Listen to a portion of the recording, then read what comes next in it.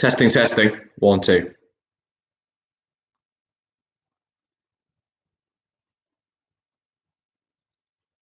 Sounds good.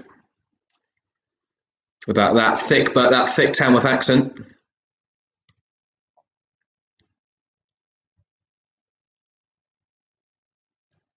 Live and kicking. Yeah. So, someone else says, can we see who's in there? Who's currently there? Because it's got two people in the top left corner. I'm just wondering who that refers to. Yeah.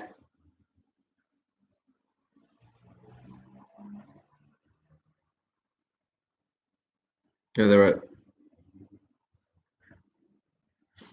No. Are you just doing? Are you watching it as a stream, or are you in the studio? Okay. But you can still comment as. Yeah. Yeah. Yeah. So I changed one of the answers. I won't say it out loud, just in case anyone is already tuned in. But yeah, I just updated that one just because I thought that the original was probably too hard, and I didn't want it to be. And it might not have been. There might have been the odd person that knew it, but yeah, it seemed like a particularly fiendish question, that one. Quite university challenge level rather than sort of pub quiz level. How did you do when you went through these? Yeah, I put it in there.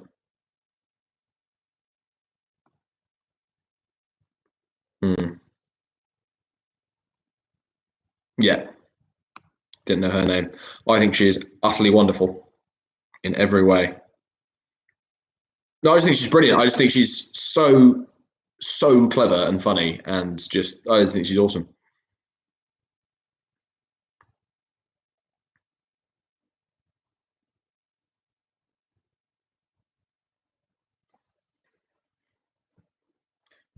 Just talking direct. Yeah. And actually, it's one of those rare things as well, where I think the second series was probably better. Having already done incredibly well with the first series, I think the second series was actually an improvement.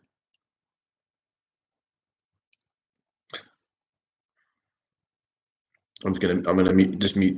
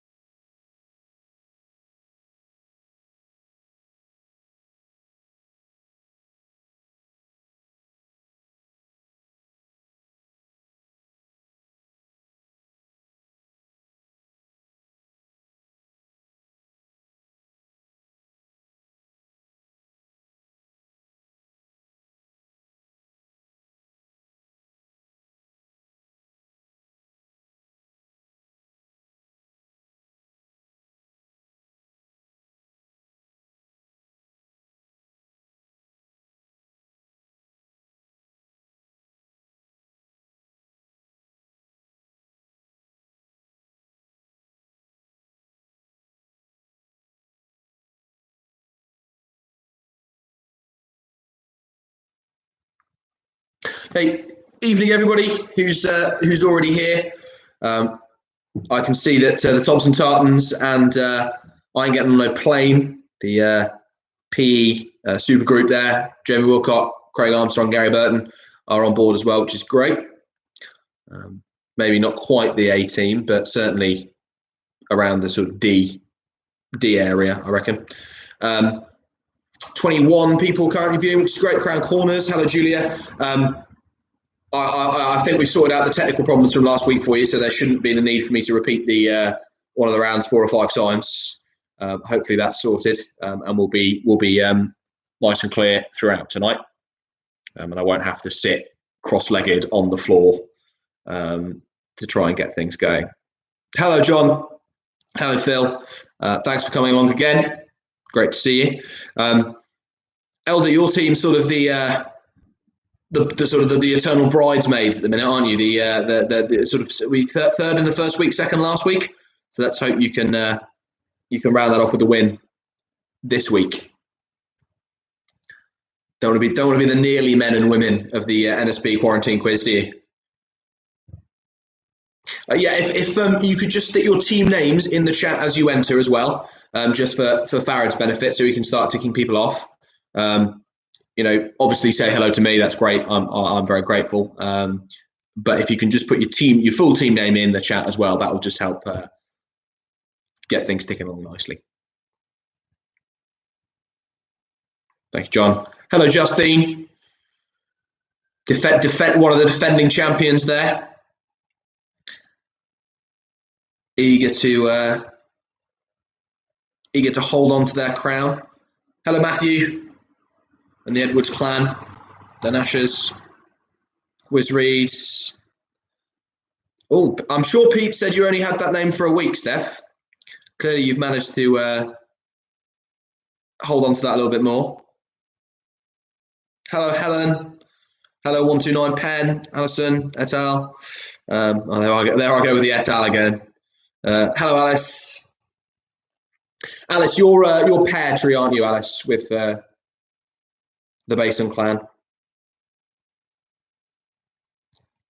Fielders, it's a rebranded King team, I believe, and the finance team as well. Finance your chances. Good stuff. It's crazy how quickly you start to have kind of familiar faces. Oh, Pear Tree here. They've been here since the start. I feel. If this were a pub quiz, I'm sure you would all be at the stage now where you could start ordering your usual at the bar.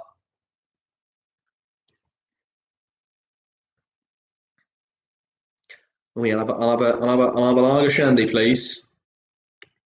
I'm once again on the white wine. It just feels so kind of funny and Mediterranean at the minute that can't bring myself to drink anything else.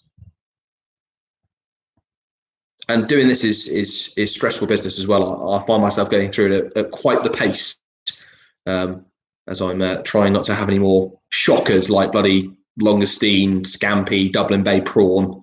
Absolute farce, that one. Absolute farce. Feral. All right, okay. This is going to be the week where there's going to be nothing that can be disputed. There's going to be nothing that needs to be challenged. It's just going to be a success. And if not, you're writing the questions next week, Farad. And I imagine there'll be the answer to a lot more questions would be Tottenham than is currently the case.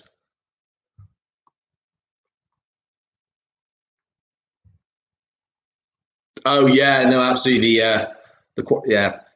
Well, I probably shouldn't say anything, but Farad's gone for the old quarantine shop. He's let his wife shave him, and the results are quite shocking. In fact, we could make that the prize for this week. Winning team gets sent a picture of your dodgy haircut,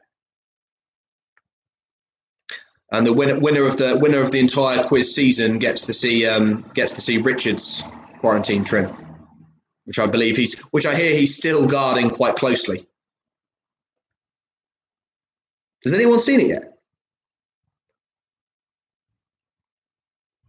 Oh, I'm getting Why is it that no one ever messages me during the day and I have basically no friends, and then I go on here and all of a sudden everyone wants to talk to me?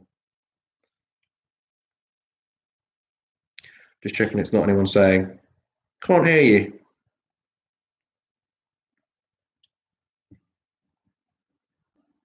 It was Richard's birthday yesterday.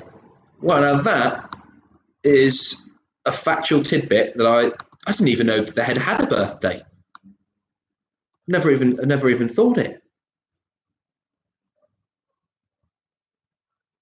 Hello, Russ. Here to party, aren't we all?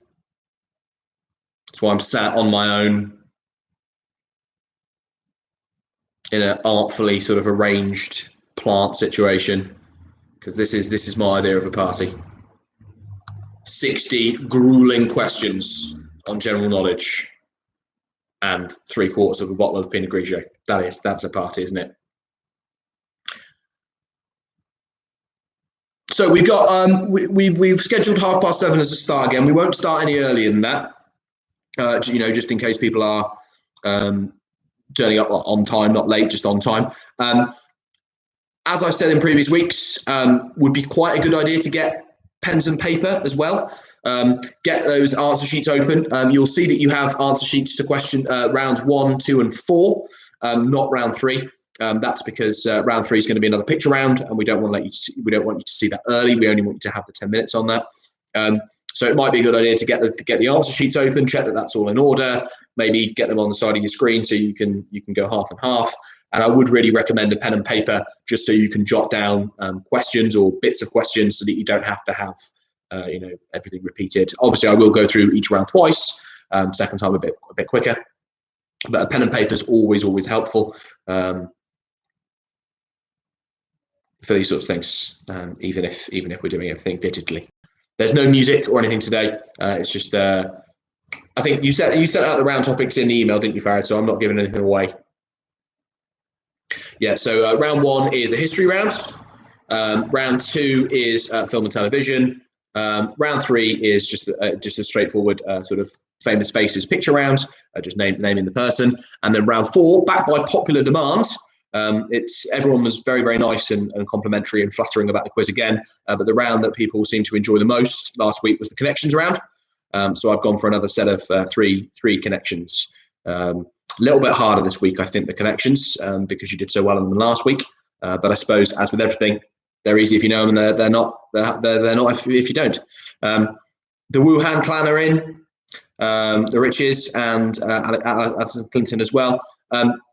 Alison, you're the Latvians, if I remember correctly. Is that right, Ali? Yeah. Just so Farah can tick off who's here, who's joined in. How are we looking? Are we kind of halfway there, or?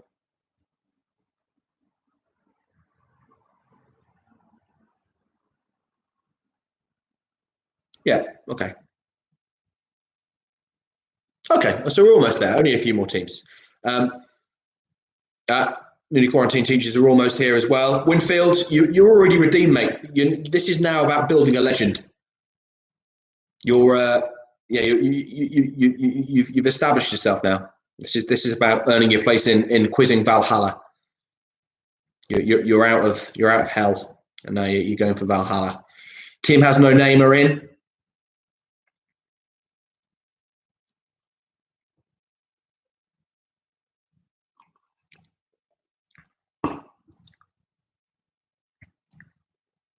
I was just saying to Farad before we started, actually, it feels like quizzing's kind of become a bit of a national hobby now.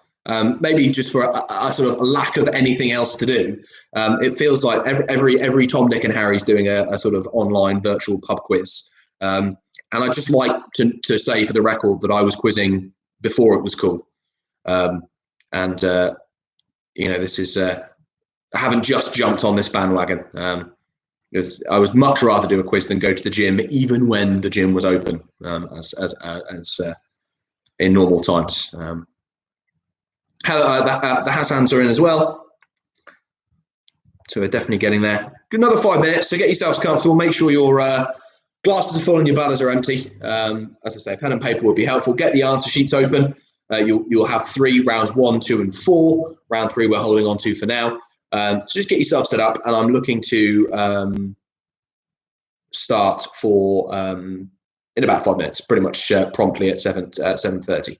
Oh yeah, did anyone watch the Charles Ingram documentary? I didn't see it. I saw the first sort of 5-10 minutes when they were kind of piloting the idea for the show, and I never. I do remember it when the actual coughing thing happening when I was younger, but I didn't feel the need to watch the kind of expose on it. I know Abby Imerson was very excited for it.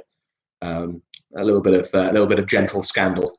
I do remember. I remember watching the first. When it was Judith Keppel when she won, and I always remember the winning answer was Eleanor of Aquitaine, which was maybe that was what put me on the road for a history education when I was young, and hearing that knowing a sort of fairly obscure medieval queen could be your ticket to £1 million.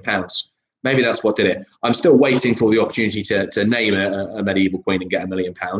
And there is a chance that medieval queens might come up in tonight's quiz. But what won't be coming up is any sort of prize money whatsoever, or even a tatty prize, because you get absolutely nothing for winning this quiz. You could win every single quiz from now until we're allowed back outside, and you'd still get absolutely nothing. But imagine when we go back to school in September or whenever, and you hear in hushed tones in the corridor, that's they won the quiz. Yeah, they won the quarantine quiz. You'll carve your name into legend, into folklore, NSB folklore.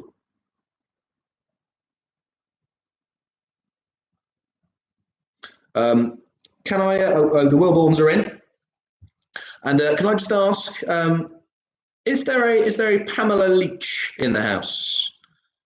Could the real Pam Leach please stand up?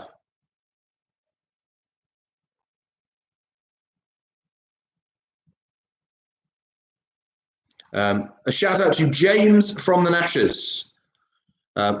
Jane, hello, Jane from the Nashers. Any reason? Am I adding anything in? Okay. God, I feel like Chris Moyles.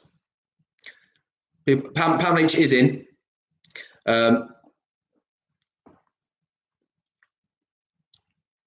Okay. We'll give them a couple of minutes. Yeah, we're almost ready to start. Justine, it's nice to know that you're missing the third instalment of quiz for the third instalment of quiz, which is obviously what this is. Yeah, it feels like we've done more than 2 already. Yeah, it's. I'm enjoying it, and clearly the fact that people keep turning up. I know I've said it many times. I know you've got nothing else to do, but it is lovely to see people coming back. Again, as with previous weeks, I think that the spread of questions should suit most of tastes, and there'll be people that perhaps didn't do so well last week who find a little bit more for them this week. For example, there's no sport this time, but there's film and TV, so it should be a good balance. I don't know, Pam. Where is Lionel? Who is Lionel? I forgot you named it for me. He's somewhere about. The bottom's actually really dirty and sort of dusty, and I realised when I put it on my lap and on the sofa and kept moving it around that actually all I was doing is just moving grime everywhere. So I'm gonna keep him away. Lionel. Still not sure about that one. It doesn't feel Latin enough, but we'll stick with it for now, and we'll be good to go in just a couple of minutes. So round 1 is going to be a history round. It's not just going to be obscure ancient history and kind of medieval esoterica. There's going to be some actual history that people have heard of. Are the Hunts playing this week, Farad? Oh, Les is missing his history round. He was asking about that, and yeah, still no Disney rounds or anything like that. There have been, honestly, I get bombarded with requests for specific rounds. Somebody wanted a round on nuts, like the actual, peanuts, walnuts. Why they asked for that, I don't know. Some sort of specialist subject. I presume that's what they're talking about anyway. I had one on someone asked for what was the Dad's Army. I couldn't write 15 questions on Dad's Army. But yeah, hopefully there is still enough for everybody. I think we're ready to start. It's 7:30. We said we were going to start at 7:30, so we're going to start. Very quickly, though, I think almost every team has played before. 4 rounds, 15 questions per round. I'll read the questions once. I'll then read the questions again, so don't ask immediately for repeats. If after the second time there are still things you've missed, I suggest that you turn your volume up and listen. But obviously, you can also ask, and I'll either repeat them verbally or type them in the chat for you. After you've answered the questions, you can submit your answer sheet using the submit button at the bottom at any time. After I finish, so you don't have to wait for me to read through a second time if you're confident. Once you've submitted them, they go to my comrade in arms, Farid, who will start to mark them. I'll then give you a couple of minutes, probably just take a minute, take a breather, get another drink, flip the kettle on, whatever. I'll then go through the answers, and hopefully by the time we've been through the answers and I've bored you with what I consider to be sort of interesting facts and asides, Farrell will have got them marked, and I can then give you the scores on the doors and the running leaderboard. And what we'll just do is we'll just give everyone's position at the end of each round. Round 3, again, as with last week and the week before, will be a picture round where I'm just going to give you the pictures and give you 10 minutes, which can kind of double as a brief interval as well. I'll get up and you can, take a couple of minutes on that and so on. So there's no kind of scheduled big break, but the picture round and the breaks in between rounds should be sufficient for that purpose. So if you can make sure that you have your answer sheets for round 1 open, and I think we're just going to pop the link for that in the chat if we haven't already, just so people have got that easily to hand. Yeah, so if you get answer sheets to round 1 up, I will start with the first questions. Yeah, Pam, the answer sheets are in the email, but Farad's just going to pop the link for round 1 into the chat now as well. There you go, just there. So hopefully everyone's got those, and I'll give you 30 seconds to get that open while I get the questions up as well. So first 15 questions are going to be testing your knowledge of history. I had a lot of fun writing these questions, as you can imagine. So first question of tonight's quiz, which sees the quiz read attempting to hold on to their crown, will be on history. So question 1. During the First Battle of the Marne in early 1914, what did the French army requisition from Paris in order to transport soldiers to the front line? They are believed to have used about 700 of them in total.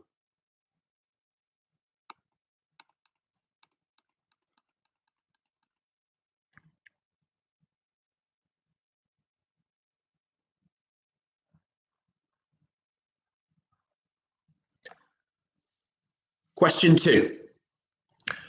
Eunice of Apamea, Nat Turner, Gabriel Prosser, and John Brown all famously led what at different points in history? So they all led something or a type of something at different points in history. What was it? And I want you to be as precise as you can with your answer here.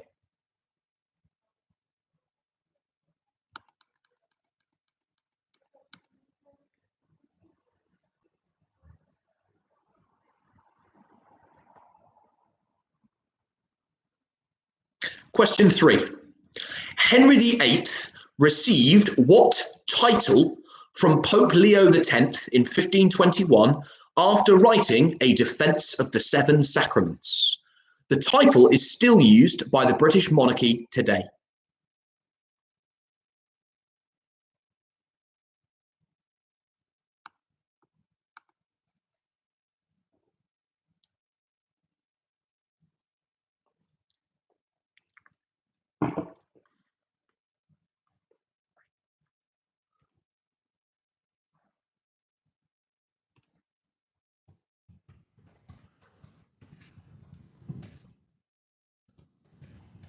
Julia, I've typed it. I'll say it as well. I'll repeat all of the questions at the end of the round rather than saying them twice as we go through. I think that would be that's a better way to do it. Question 4: which European city was struck by a magnitude 9 earthquake in 1755, killing as many as 100,000 people? The subsequent reconstruction efforts were led by the Prime Minister of the day, the Marquis de Pombal. So I'm looking for the European city struck by an earthquake in 1755.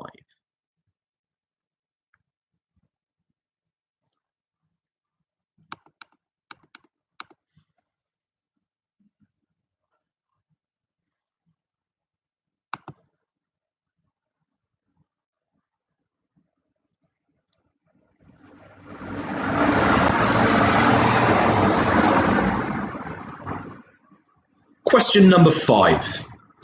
The Roman calendar originally had 10 months, with December as the 10th and final month.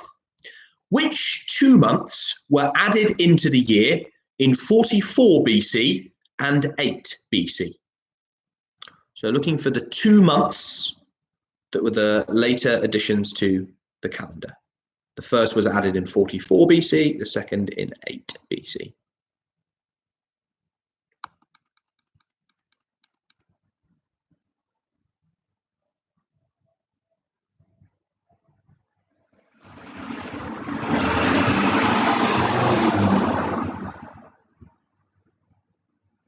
Close that window.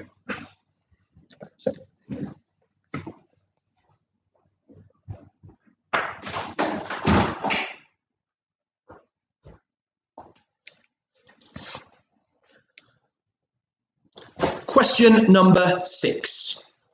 Which infamous Australian outlaw of the 19th century was known for wearing a homemade suit of bulletproof armour when engaging in shootouts with the authorities?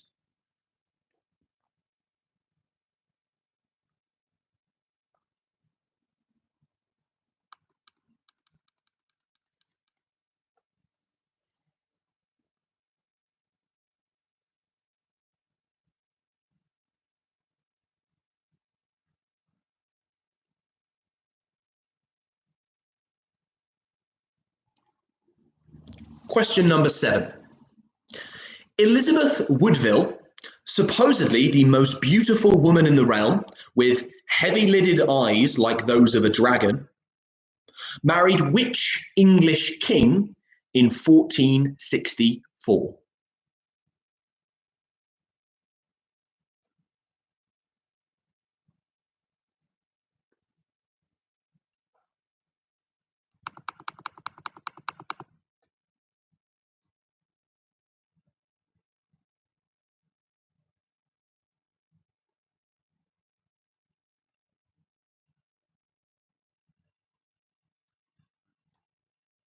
Question 8.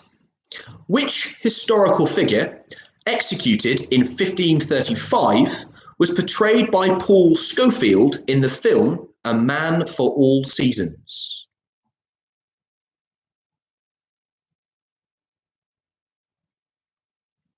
That's the first time I've read that question and not automatically said Philip Schofield when I've been reading it. Paul Scofield, not Philip Schofield.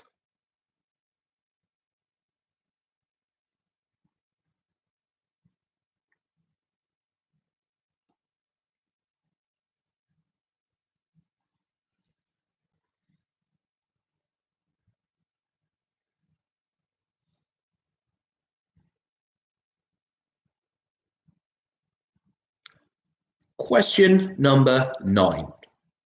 Which MI6 agent, educated at Trinity College, Cambridge, defected to the Soviet Union in 1963 after several decades as a double agent? He is commonly known by his nickname, which came from a Rudyard Kipling novel about a young spy. And I'll accept either his birth name or the name that he's more commonly known by, but I do need a first name and a surname, even if that first name is the nickname. No one knows him by his actual birth name, so it's very likely you'll give me the nickname if you get it.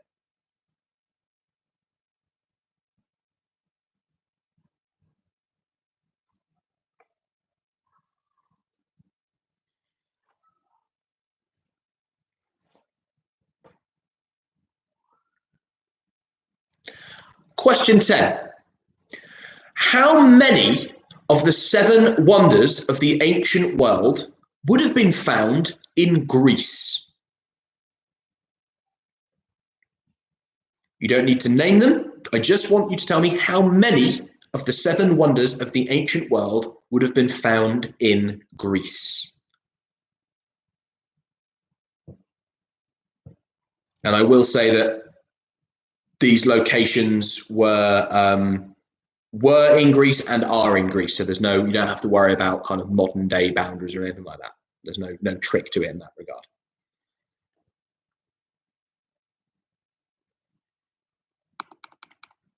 So, of the 7, how many would have been found in Greece?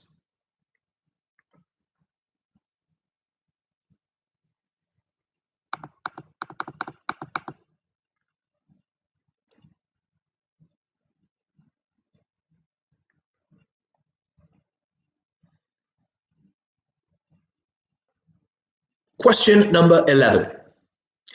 Antietam, Shiloh, and Bull Run were all battles fought during which conflict? So Antietam, Shiloh, and Bull Run. Which conflict, which war?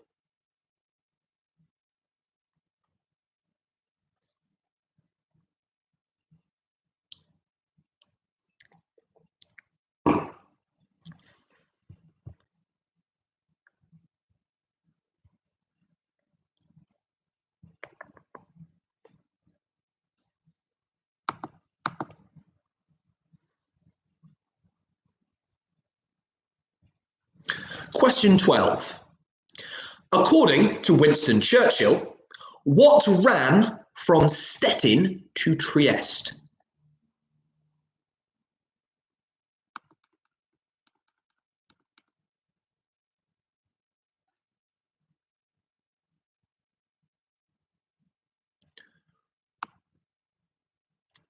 I keep reading ahead of the questions and just thinking to myself, oh, that's a good question. Accidentally self-congratulatory. Oh, that's a good question. I think I know the answer to that one. Yes. I'm so used to being the quizzer, not the quiz master. It's a very weird feeling. Question 13. Great question, this one. Nicknamed the Iron Lady, long before Margaret Thatcher, Golda Meir was elected president of which country in 1969? That's Golda Meir. And that's how you pronounce it. The surname is spelt Meier,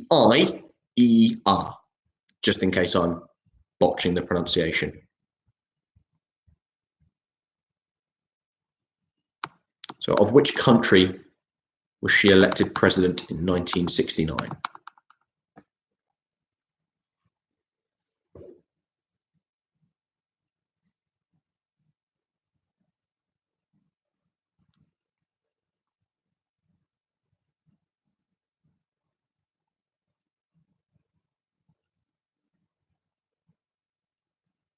Question 14.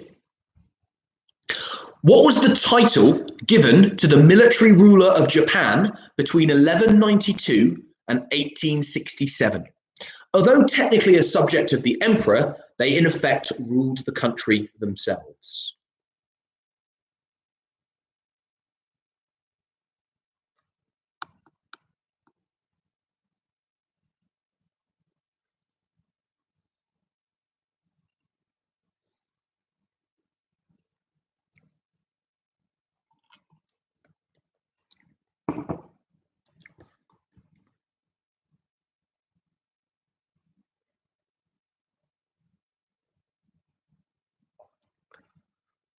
And the final question of the first round, question 15. Which Roman-era Germanic people established a series of kingdoms in North Africa in the 5th century AD? Due to their sacking and looting of Rome itself, their name has become associated with pointless destruction.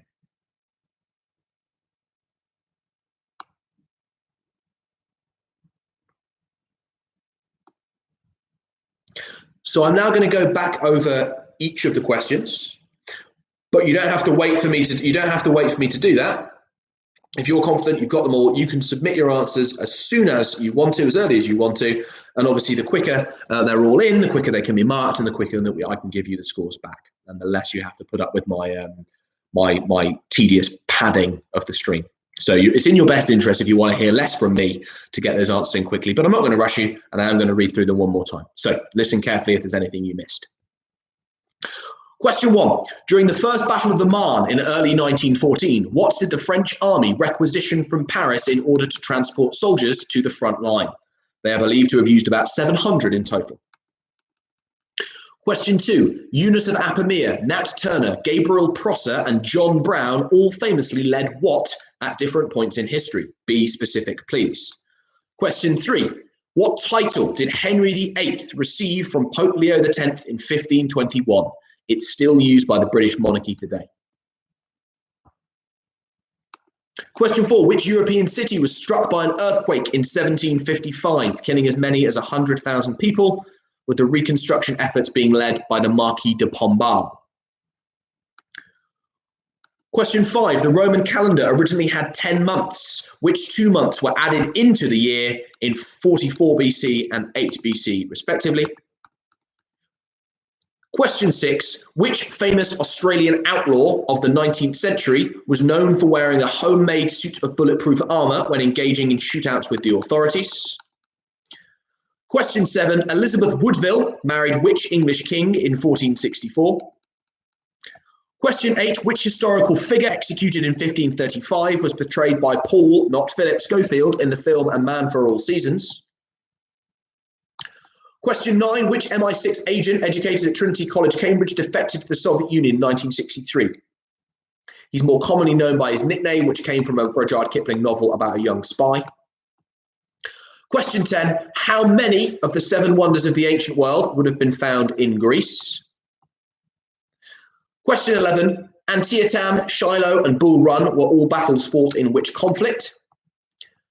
Question 12. According to Winston Churchill, what ran from Stettin to Trieste? Question 13. Golda Meir, the original Iron Lady, was elected president of which country in 1969? Question 14. What was the title given to the military ruler of Japan between 1192 and 1867?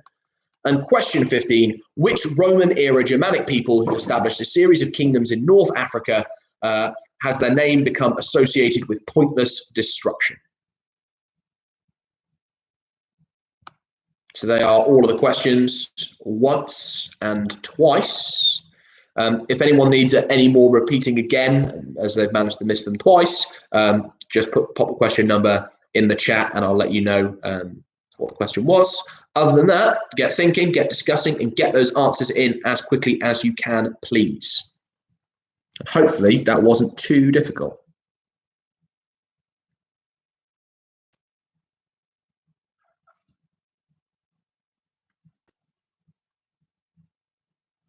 Yeah, I can.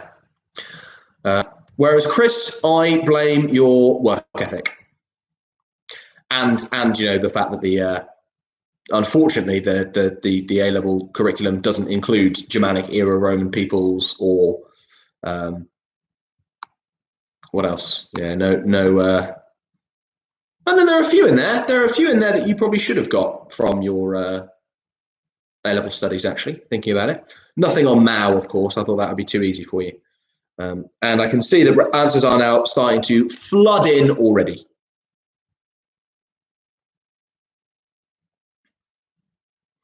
(129) Pen, very confident. Agatha Christie, very confident. Ground Corners as well. Newly quarantined teachers, barely had to think about it. I'm sure that Vari knew all of those by herself. Yeah, hope you got the Tudor ones. Question 14. Just give me 1 second. Just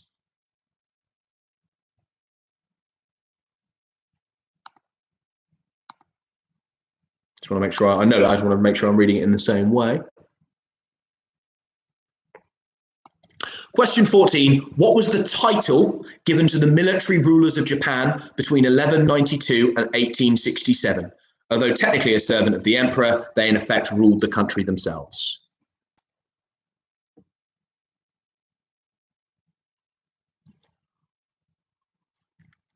Keep those answer sheets coming in. I'm just going to charge this glass. Won't be a minute.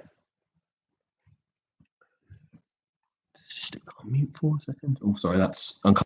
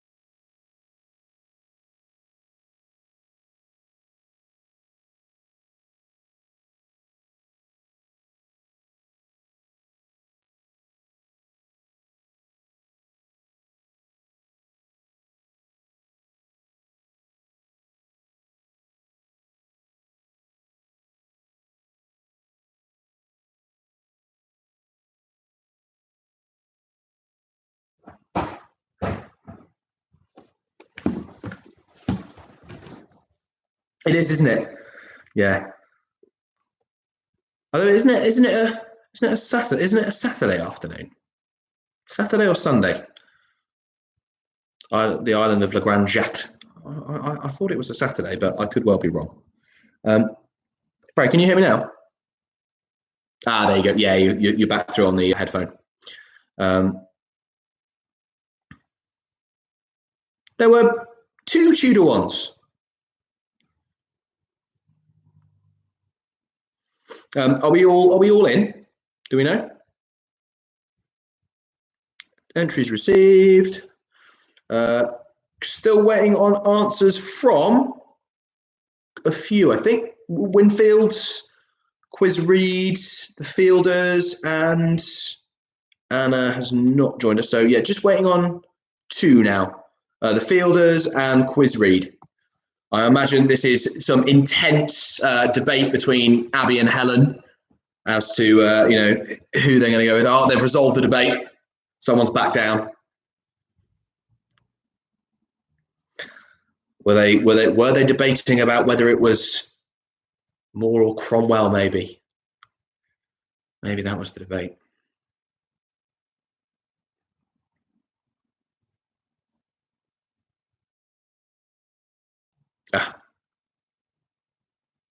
Is there a Viking team? Oh yeah. Yeah, so just one more team we're waiting on, and then we'll go through the. I can go through. Yeah, no, we're going to go through the answer now. The Fielders are now the Kings.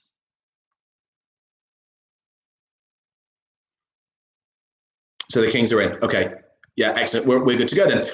Right. So answers first, then scores on the doors as Farad is marking. So right at the top. Wow. I think this might have been the first question of all the weeks that no one seems to have answered correctly, unless the. Oh, thank goodness. Yeah, I was just to say, I didn't think it was that tough. So, during the First Battle of the Marne in early 1914, the French army requisitioned 700 taxis, civilian taxis from Paris, and they then used them to transport troops to the front line, which I imagine was quite comic. You ever see pictures of it? They are proper sort of old-fashioned taxi cabs hurtling over to the front lines. Question 2, Eunice of Apamea, Nat Turner, Gabriel Prosser, and John Brown all led slave rebellions. We've accepted anything that says sort of slave revolts or any variant on the word rebellion, but it is really important that you've included slave in there rather than kind of general revolts. Obviously, could have thrown Spartacus or Toussaint Louverture or someone in there as well, but I thought that might make it a little bit easy. Question 3. Henry VIII, so we've done well on this one, received the title Defender of the Faith from Pope Leo. Obviously, quite ironically, considering he would then go on to break with Rome, but it is still used as an official title by the Queen today. And I think Prince Charles has said that he would change it to be Defender of Faith rather than the Faith to kind of broaden it out, but still a term in use. The European city struck by the big earthquake in 1755 was Lisbon.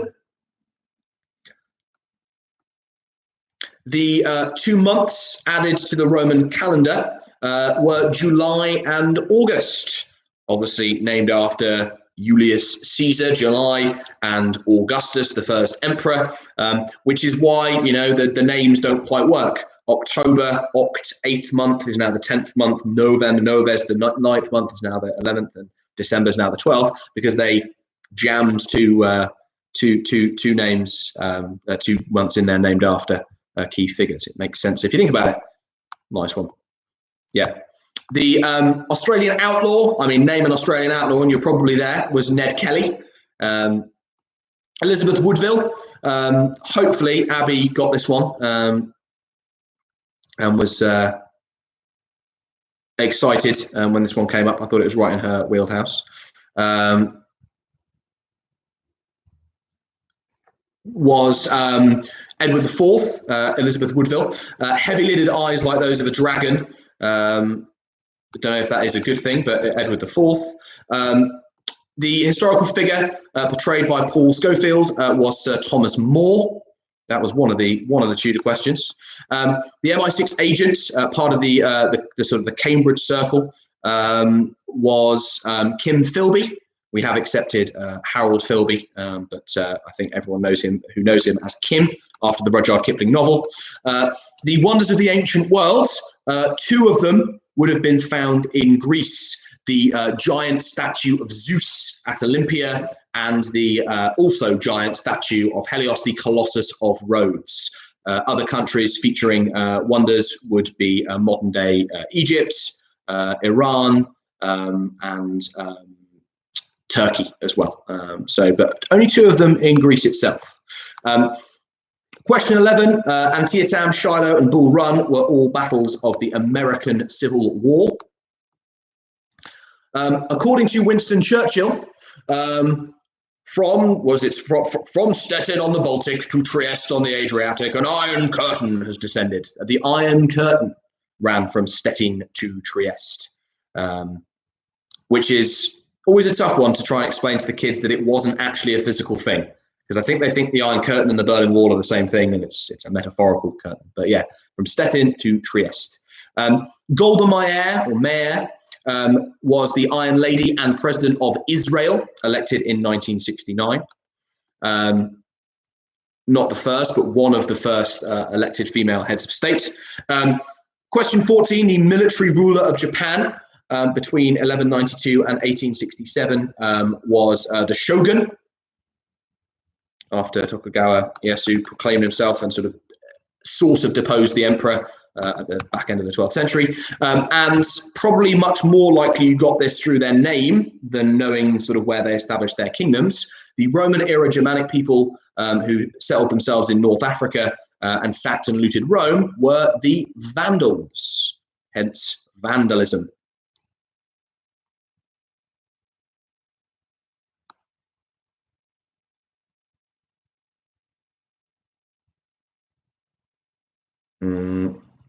Yeah, give it to him. Yeah, do that. I'll double check it, but we'll assume we'll be generous as we have been in the past. Okay, so yeah, no, when I said at the start that nobody got question 1, it's just because the pie chart was showing that nobody got it, but then it updated. So that there has been no question on any round thus far of the 3 weeks we've been doing this that nobody has got, which I think is great because everyone's digging up the knowledge from somewhere. That was just that. In fact, I think 6 teams got question 1 right in the end. So that was just me asking Farry whether that was correct rather than stating it. But yeah, no, there was no question there that at least one of you fantastic, knowledgeable teams did not get right in some way. So that leads me fairly naturally, I think, onto the league table. So we have, as was always the case after the first round, quite a few joint positions. So I'm going to go to teams that got 10 and above, I think. So with 10 points, and therefore in joint 10th, fairly awkwardly, I think, we have the Wuhan Clan, Monkman and Siegel, and a team has no name, all on 10 points. On 11 points, and therefore bizarrely joint 6th, we have Joe Wicks is all you need, social distancing, I ain't getting on no plane fool, and the Crown Corners. Then in joint 3rd place, 3 teams on 13, Tequila Mockingbirds, the newly quarantined teachers, and Lady Covidus, all on 13. Sorry? Yeah. What for the, yeah, sure. And then in 2nd place with 14, the Latvians, well done, Ali and family, which means that our reigning champions are back on top of the pile with a perfect score of 15, which puts them quite naturally in 1st place. So well done to all the teams there. Which means we can move pretty much straight on to round 2. Is the round 2 answer sheets making the rounds? Shirley, by all means, put it on your CV. If you need a reference, let me know. I don't know how far it will get you, but we live in hope. The round 2 answer sheet has just gone into the chat if you didn't already have it open. So if you get that open now, I'm going to increase the level of light slightly. Oh God, not by that much, that's horrible. That is too bright. Give me 1 second. Yeah, so just get your answer sheets, top of any glasses that you need. Justine, I don't think, aren't you only allowed to give positive references? I'm joking, of course. There you go, slightly better. I could see that the camera was starting to have to work a bit too hard with the light, so I've just flicked the light on. I think it would probably be better if I was mostly in shadow, but yeah, so round 2, same again, 15 questions, only this time we're with film and TV. So you might argue we're taking a step down now from the highbrow history to the lower brow film and TV. But hey, in quizzing, every answer is worth a point, doesn't matter whether it's high or low brow. And actually some of these questions, Oscars and the like classic films, not too bad, but there's a little bit in there for everybody, regardless of how rarefied your tastes are, I think. So if you've got your answer sheets open, question 1 of round 2 is: Sam J. Jones played the titular spacefaring comic book hero in which campy 1980 sci-fi adventure classic?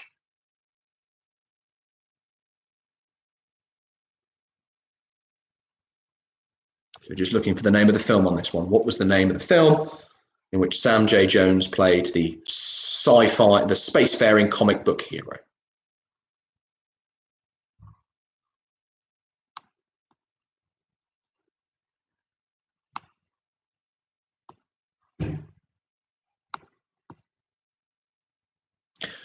Question 2. In which TV series did Kobe Smulders play a woman who, as a child pop sensation, was known as Robin Sparkles?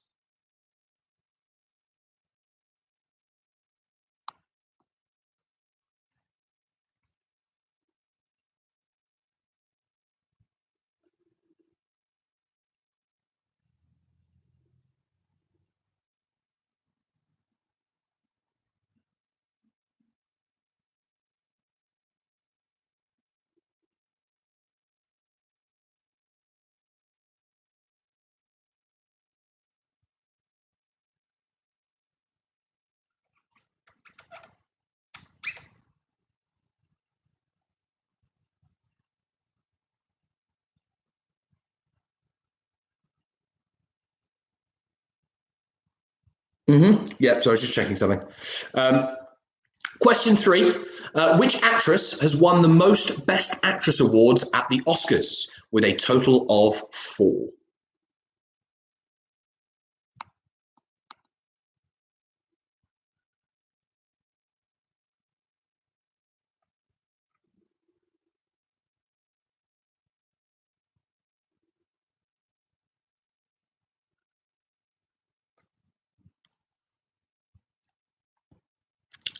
Question 4. Who won the award, and by the award I mean the Best Actress award, at the 2020 Oscars back in February? She won for her portrayal of Judy Garland.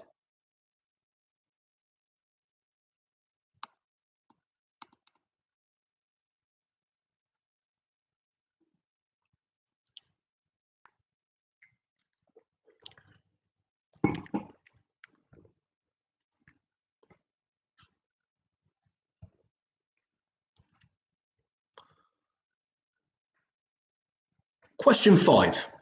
In HBO's Game of Thrones, which of the noble houses of Westeros has the words, "Ours is the Fury"? Their house sigil is a crowned stag on a gold background, and notable members include King Robert and his younger brother Renly.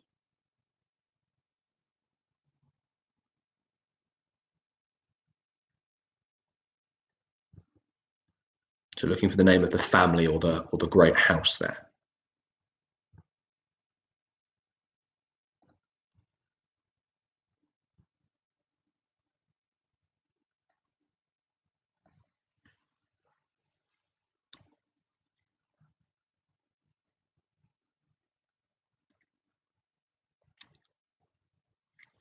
Question 6. Kate Ford has played which scheming soap character since 2002? She was sentenced to life in prison for the murder of Charlie Stubbs in 2005, although was later released. And by she in that instance, I mean the character was sentenced to life in prison for murder rather than the actress Kate Ford. So who does she play in a soap? Kate Ford.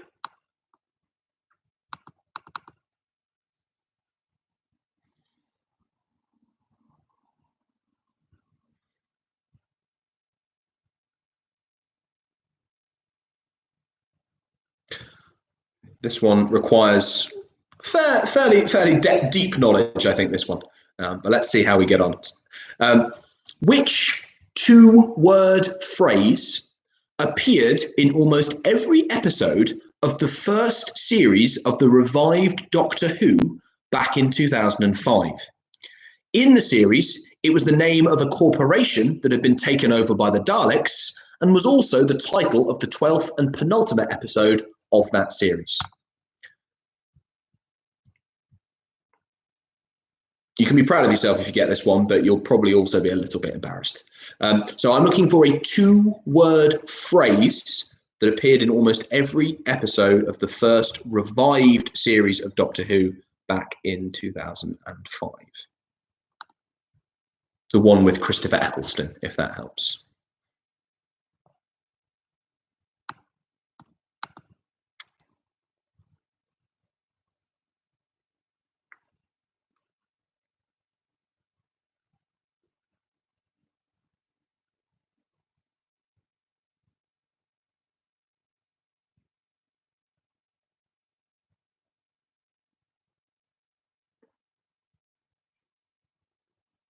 Question 8.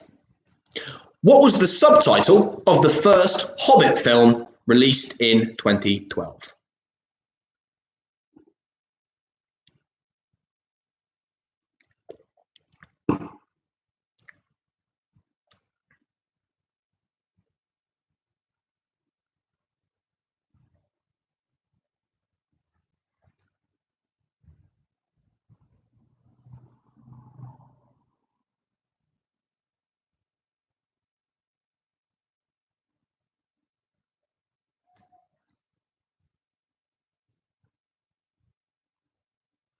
Question 9.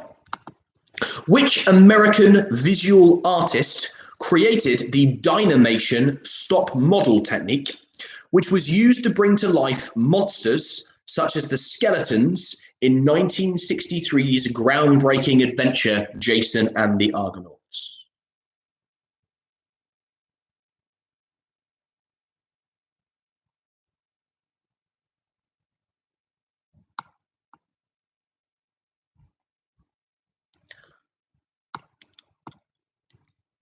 And I think I'm going to be generous on this one. If you only have the surname, we'll accept just the surname on this one. If you can't think of the first name as well, because it is a toughie.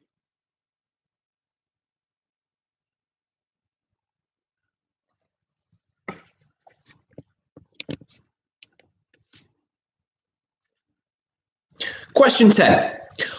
What is the name of the Netflix exclusive movie which serves as an epilogue to the critically acclaimed series Breaking Bad?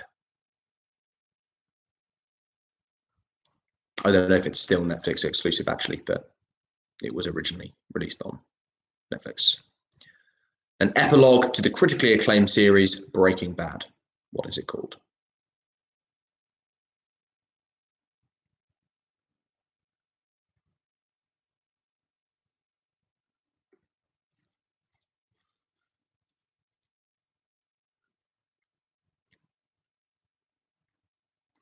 Question 11. Himself the son of a well-known actor, who played Inspector Lewis's sidekick, Sergeant James Hathaway, in the Moore spin-off Lewis. He recently made a controversial appearance on Question Time.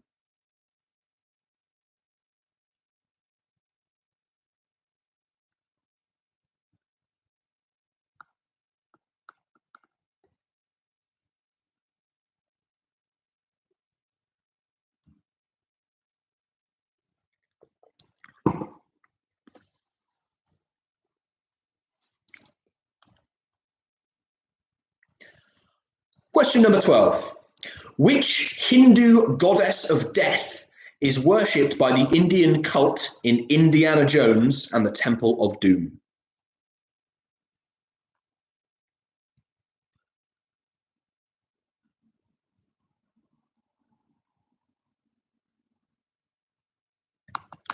If you're struggling and you haven't seen the film, name your favourite Hindu goddess of death.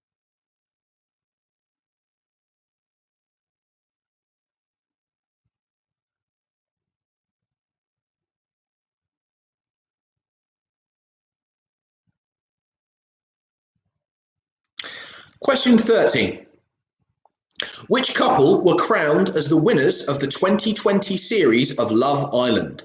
The first to take place in South Africa rather than the usual Mallorca. We will accept just their first names, although I do need both names for a point.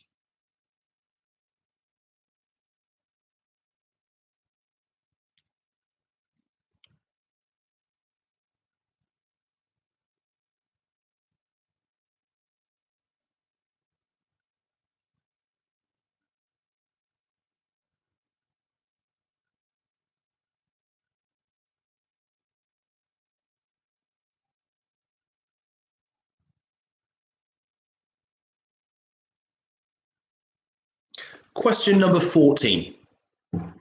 Which American actor became the first person to decline a Best Actor Oscar in 1970? He did so because he described the Academy Awards as a 2-hour meat parade.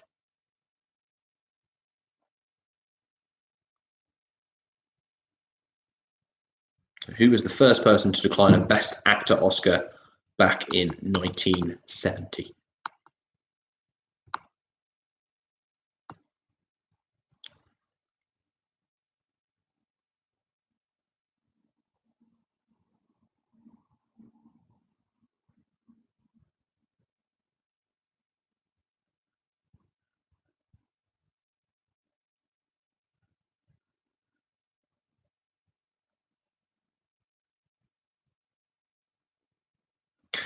And finally, question 15. In the Star Wars franchise, Liam Neeson played which Maverick Jedi, the master of Obi-Wan Kenobi? He was killed by Darth Maul in Episode 1, The Phantom Menace. And I do need his full name. Yeah, Farrett says no pressure on Winfield to get that one right, of course. Although I'm very confident he'll get that one. I would say that counts as a medium difficulty Star Wars question, unless you really like Star Wars, in which case it's bread and butter. It's like you naming, Tottenham's top goal scorer in 1911. Yeah, exactly. Him. One of the 5 players that got me into football.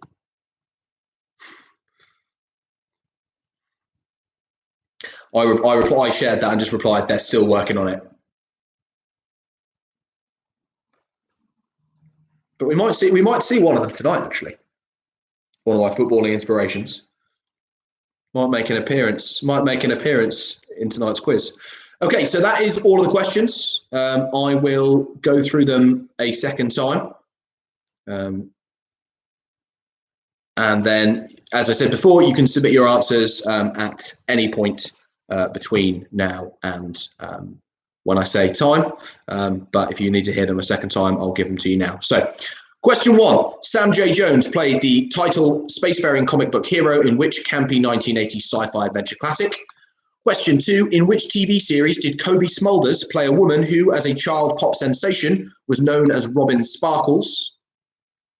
Question 3. Which actress has won the most Best Actress awards at the Oscars with a total of 4? Question 4. Who won the Best Actress award at the 2020 Oscars in February for her portrayal of Judy Garland? Question 5. In HBO's Game of Thrones, which of the noble houses of Westeros has the words, "Ours is the Fury"?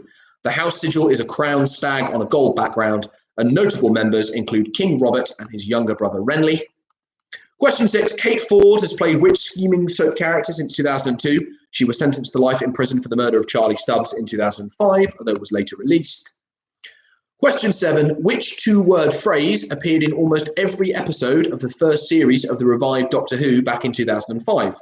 It was the name of a corporation taken over by the Daleks, and also the title of the 12th and penultimate episode of the series. Question 8. What was the subtitle of the first Hobbit film, released in 2012? Question number 9. Which American visual artist created the Dynamation stop model technique, which was used to bring to life monsters such as the terrifying skeletons in 1963's groundbreaking adventure Jason and the Argonauts? Question 10. What is the name of the Netflix exclusive movie which serves as an epilogue to the critically acclaimed series Breaking Bad? Question 11. Himself the son of a well-known actor, who played Inspector Lewis's sidekick, Sergeant James Hathaway, in the Morse spin-off Lewis? He recently made a controversial appearance on Question Time. Question 12. Which Hindu goddess of death is worshipped by the Indian cult in Indiana Jones and the Temple of Doom? Question 13. Which couple were crowned as the winners of the 2020 series of Love Island? Their first names will do. Proud not to know that one. Question 14. Which American actor became the first person to decline a Best Actor Oscar in 1970, describing the Academy Awards as a 2-hour meat parade? And question 15. In the Star Wars franchise, Liam Neeson played which Maverick Jedi, the master of Obi-Wan Kenobi? He was killed by Darth Maul in Episode 1. Full name required. So if you've missed any of those on either of those passes, let me know, and you can submit your answers when you are ready.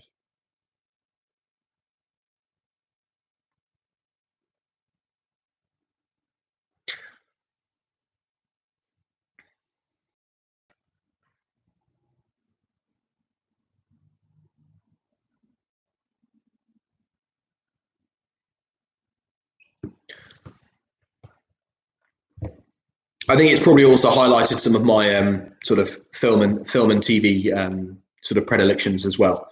I think the particularly kind of deep dives on Game of Thrones and Doctor Who and Indiana Jones probably gives the game away slightly there. But I also do love a good old sort of Oscars trivia, kind of bit of list learning as well, Sporkle quizzes and that sort of thing. So the Oscars always are going to crop up as well, I think. But yeah, get those answers in as soon as you can, and I'll be able to get back to you with the answers as soon as possible. Answers coming in now. No huge rush, but if we could maybe get it done in the next 2 or 3 minutes, that would be ideal. Julia, did you hear everything okay the second time through?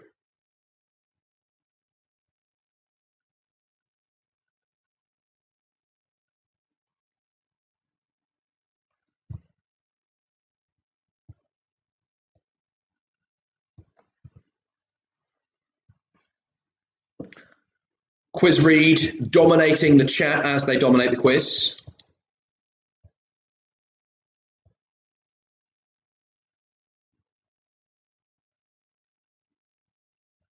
Excellent. Good to hear, Julia. Glad that's come through all right. That's a breaking wind as a Breaking Bad epilogue. I like that. I like that a lot. If you can't give the correct answer, give a funny answer. Is a pretty good quizzing philosophy. Steph, I felt exactly the same. Exactly the same. I think you realise how much. Well, no one's going to deny that Love Island isn't, sort of champagne, highbrow viewing. But in the summer, when you're out, yeah, I see. I mean, with the winter, it just felt like it was kind of rubbing it in. Look at all of these attractive people snogging each other in the sun whilst you're going to work when it's dark and coming home when it's dark. It didn't even have that kind of sort of party vibe, that sort of festival atmosphere that it sometimes has. Yeah, I didn't watch it really either.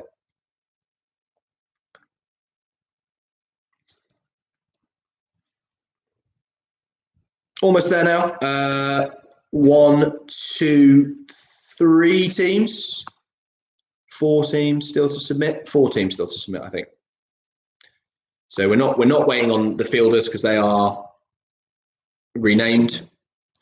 So a team has no name. Helen, financing our chances, just waiting on you. And Steph, when you're over the disappointment of not having watched Love Island this year, if you could get your answers in, that would be great as well. And Winfield, stop telling everyone you got the Star Wars question right and submit your bloody answer sheet. There you go. Thank you. The power of the name and shame. You see the end just disappear. Oh, bloody hell, he's talking to me.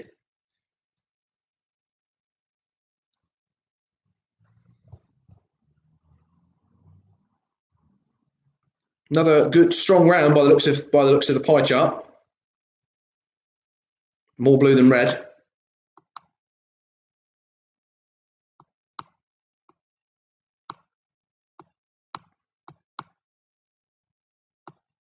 I say that actually, as we go down, seems to get harder the further down we go. This one.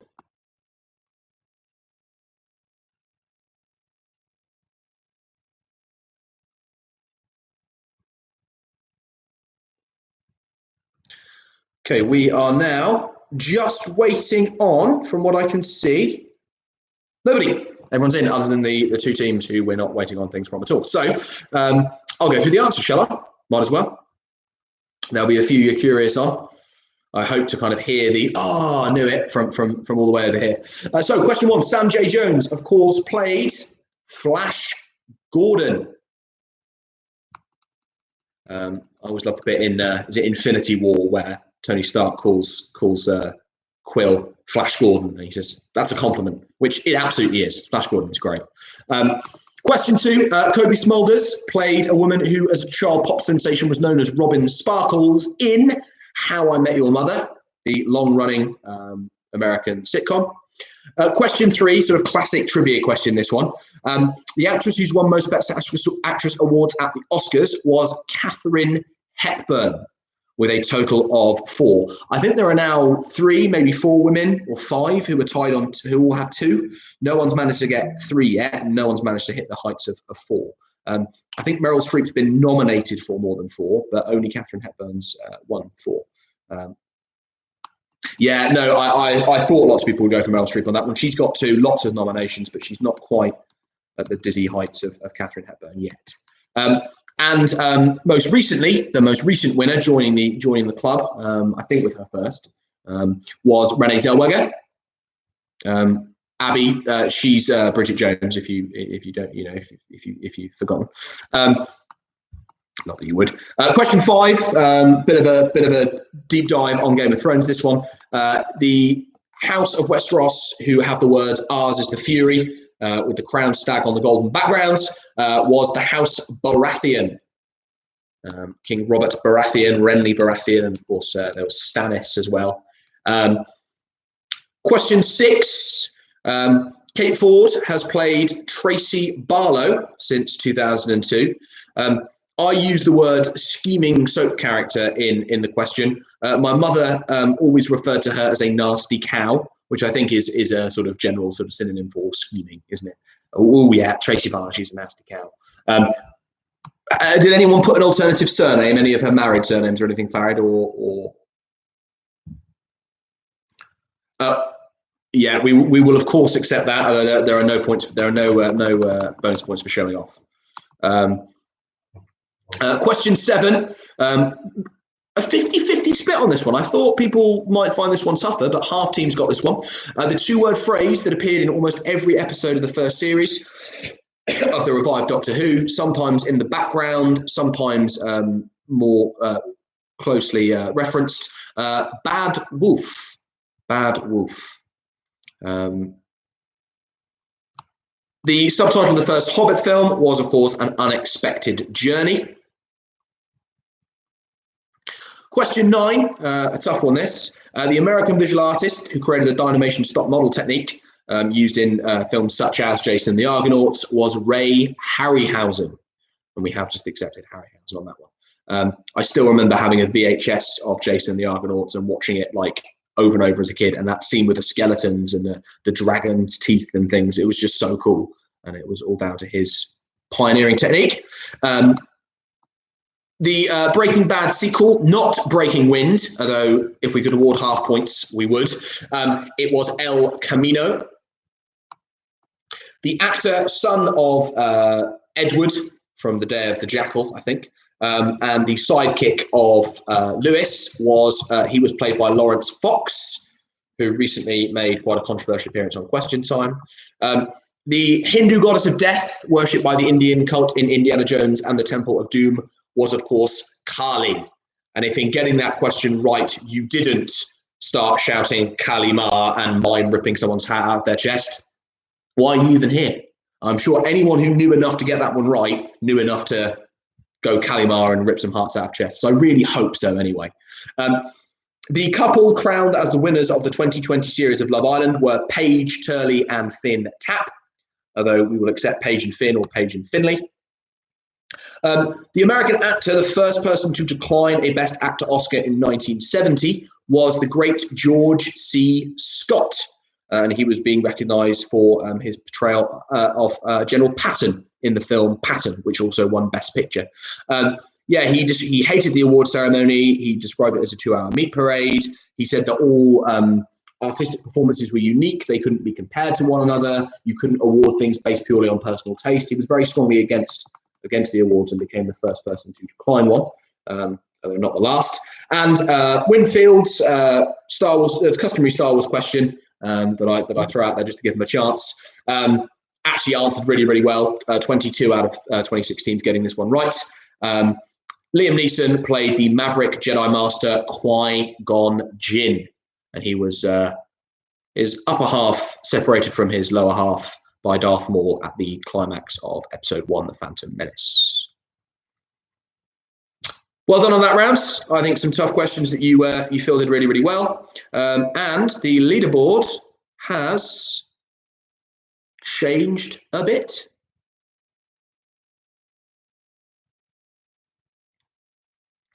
And there's now a little bit more light between certain teams as well.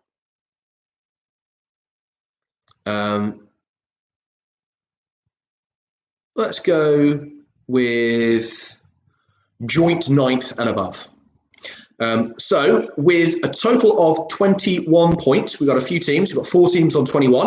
129 Penn, so Ali Hollobon and family.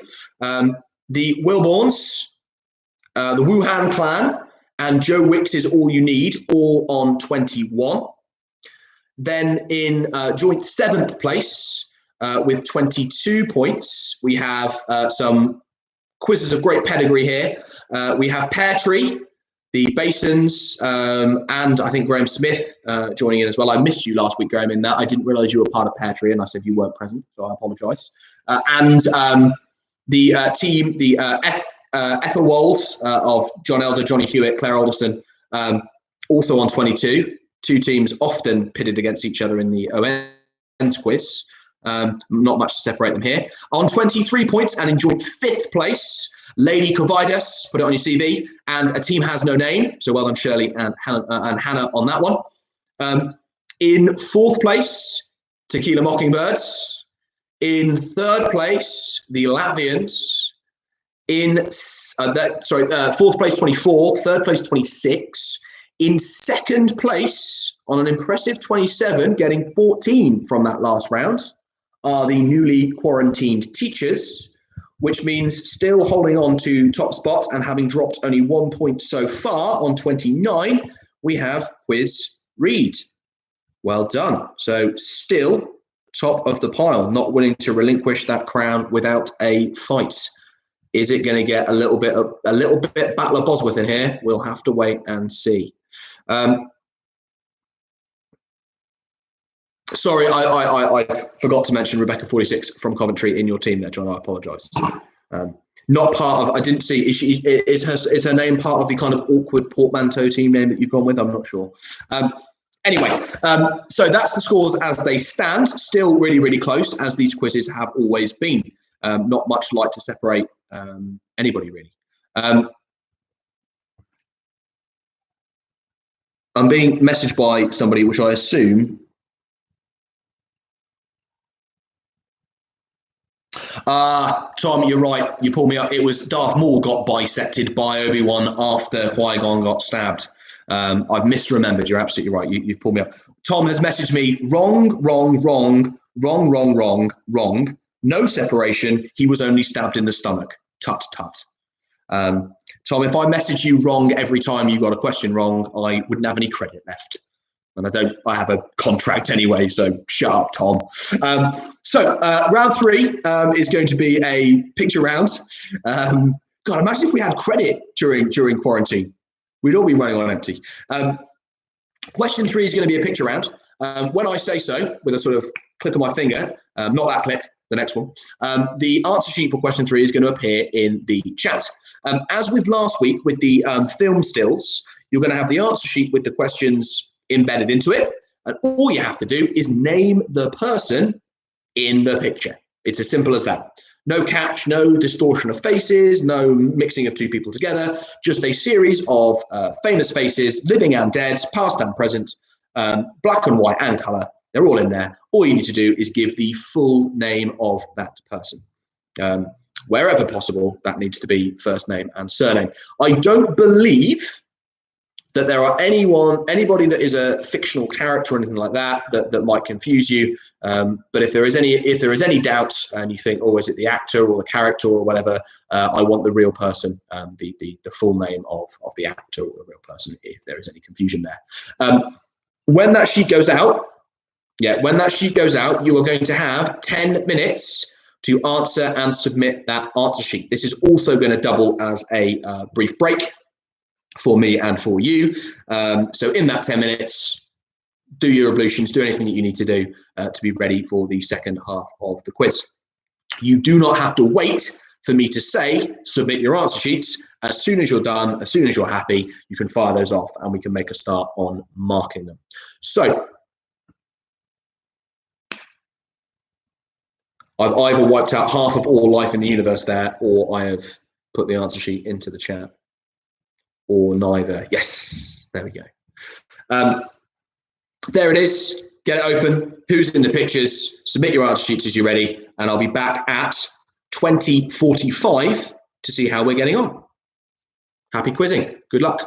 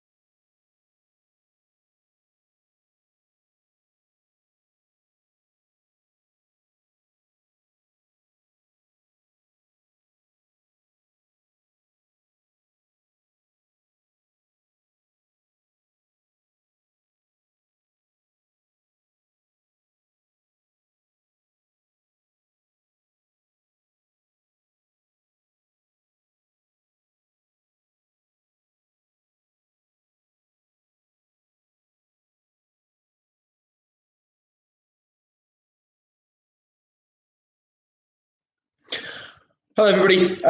It's 20:46. I said I'll be back at 20:45. I thought I'd give you an extra minute because Farad was telling me that not everyone had their answers in yet. If you can get those in as quickly as you can, so we can get going on the marking of those and the answers, that would be great. We'll say 3 more minutes. We'll take it up to 20:50, and by that point, I want to see all of the answer sheets submitted. I think that's 15 minutes is generous enough. But thank you to those that have submitted answers already. Do you think they thought it? Do you think they thought that it was me, or do you think they were being mean? I think they were probably being unkind.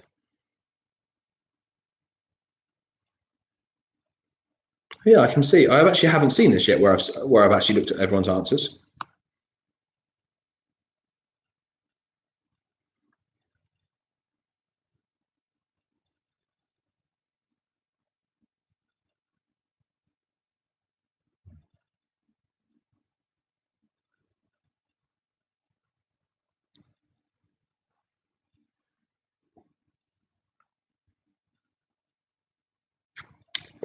A woman of the hour, isn't she?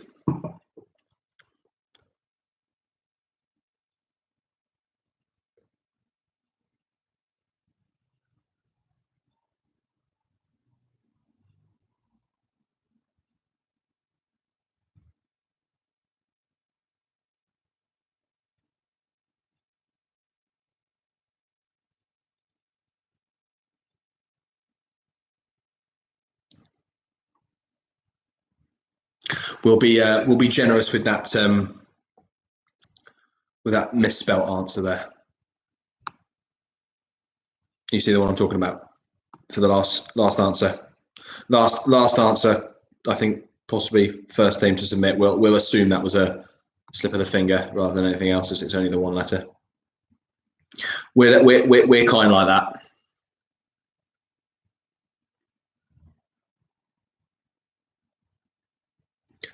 So another minute. Most answers now coming in, which is great to see.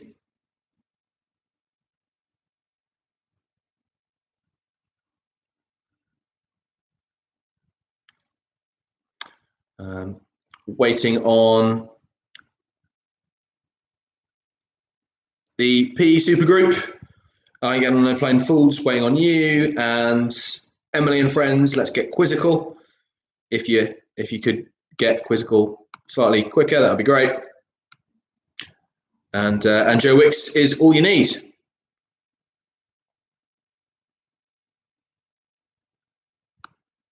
And then we'll be able to go through the answers.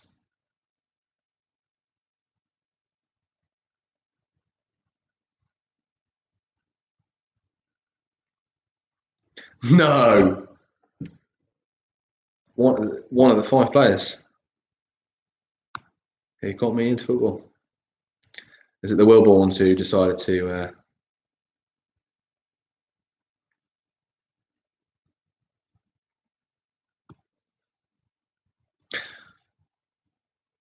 Noah or Jackie, or I can't remember who's piloting that one. None taken whatsoever.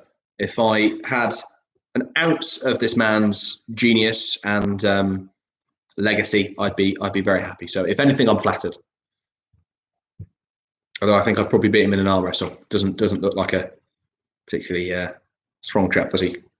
Those romantic poets. All in. I think we're all in now.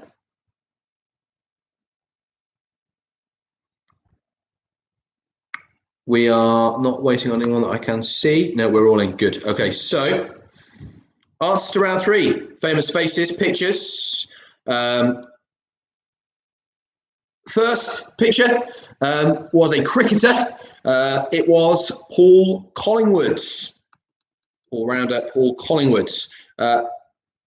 Question 2, really, I thought this might be tougher, actually. You've chewed this one up. Nobel Prize winning author Salman Rushdie. Question 3, pop sensation Dua Lipa. Question 4, one of very few people I would consider to be a footballing hero of mine. I don't have many, but he's one of them. It is the big Dutch man from Amsterdam. It is Jaap Stam. Question 5. Labour was Labour leadership candidate Rebecca Long Bailey. Again, all done well on that one.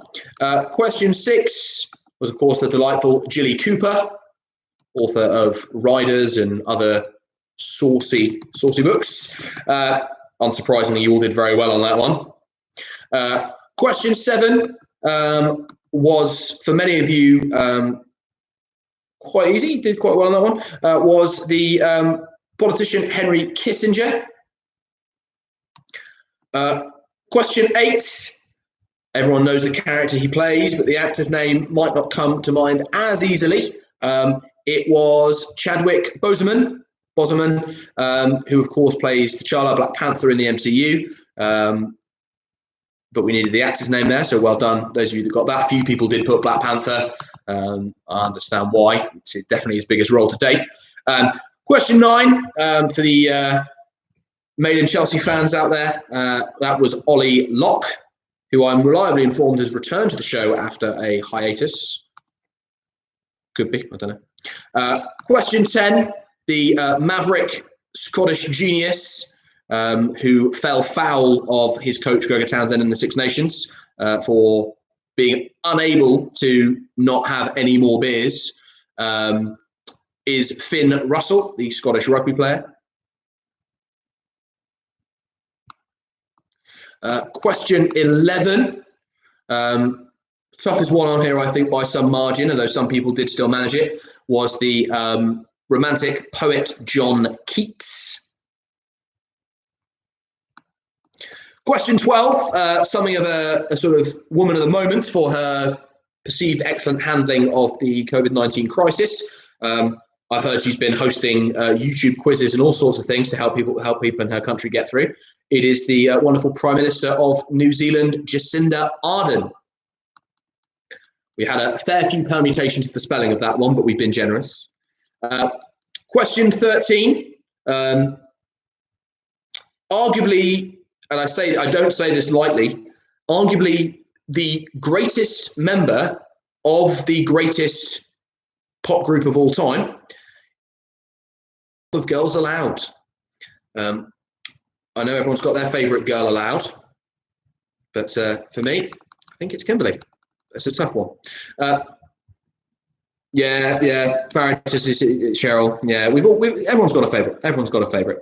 But I think we can all agree they are the greatest pop group of all time. Question 14. Up there with McFly. Different genres, I think. You know, in different takes on pop. McFly over Busted. Interesting. That's one for the chat. McFly or Busted? Because Girls Aloud are on a level above, but McFly or Busted? Remember they did they joined up. They did a supergroup, McBusted. There they did. To help settle the debate. Anyway, question 14. Not McFly, not Busted. Very much neither of those things. The great boxing legend Rocky Marciano. I believe still the only heavyweight champion of the world ever to retire undefeated. The best record of any heavyweight champion. And finally, really cleaned up here. I reckon if I'd asked this question 6 months ago, a year ago, hardly anyone would have got it. But she is catapulted into the limelight now with all sorts of recognition at the BAFTAs, and she's been brought on board for writing the new James Bond film or helping it out. The writer, star of Fleabag and first season of Killing Eve, the wonderful Phoebe Waller-Bridge. I think we had a Phoebe Walker-Bridge in there. I don't know who that was, but we decided to be generous and assume that was a typo or a bit of autocorrect because so we've given that. So most teams managing to get that one right. So well done.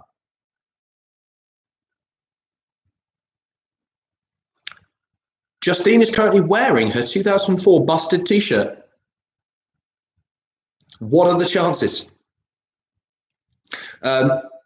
No, not McFly, Farid, not McFly, because no one's got a McFly t-shirt. Okay, so, now this is where we start having quite so many joints and we start to have people staking their own claim in the quiz. So, I will start with 11th place on 33 points, the top third of the teams. So in 11th place with 33 points is Tequila Mockingbird. In joint ninth with 34 points each, we have the Thompson Tartans making a surge up the leaderboard, and Lady Cavidas, both on 34. In joint 7th place with 35 points each, 129 Pen and the Wilborns. With 36 points, standing on their own in 6th place, El Tuwald, that is Elder Hewitt, Alderson, and Rebecca 34 from Coventry. On 37 points each, and joint 4th, Pear Tree and the Latvians, which means our top 3, there's now a little bit of light emerging here. On 38 points, A Team Has No Name.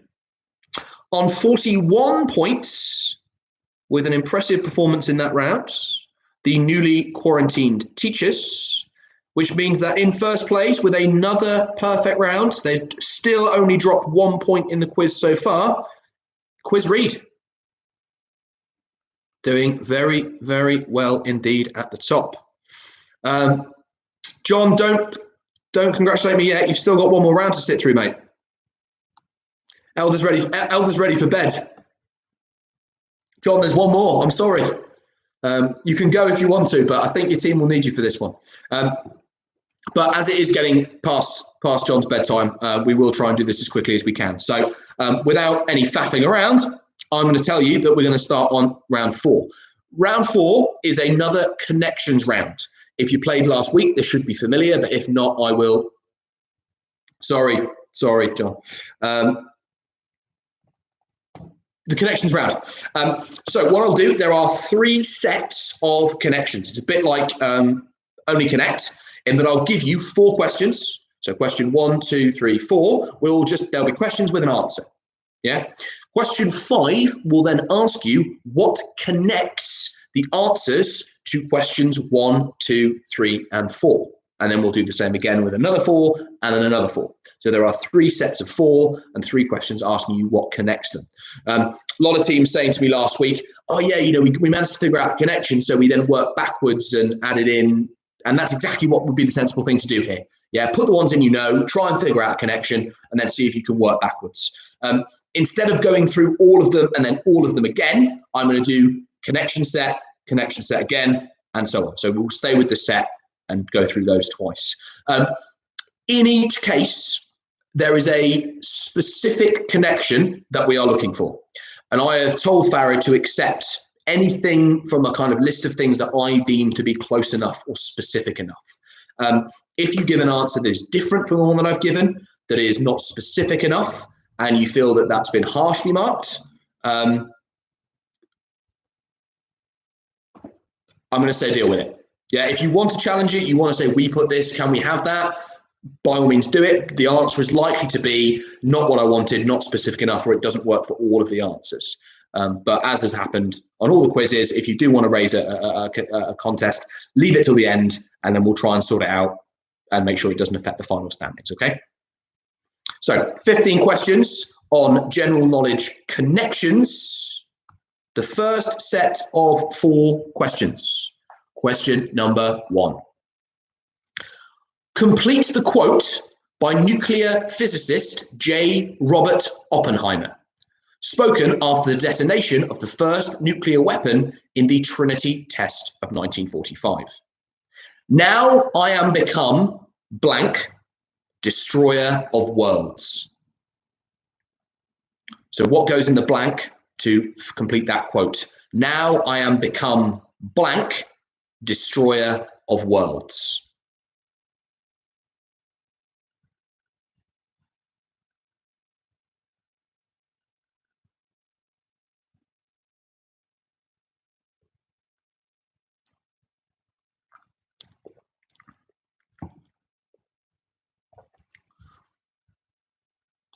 Question number 2. Which game show hosted by the likes of Nicky Campbell and John Leslie, saw contestants attempt to solve hangman-esque puzzles on a board after accumulating money using the device that gave the show its name.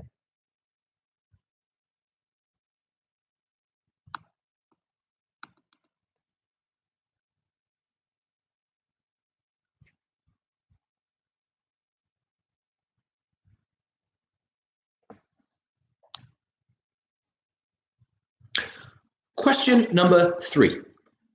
Which 2014 single by David Guetta, inspired by spaghetti western soundtracks, features the lyrics, "We'll find a way, we'll find a way to keep the cold night from breaking in"?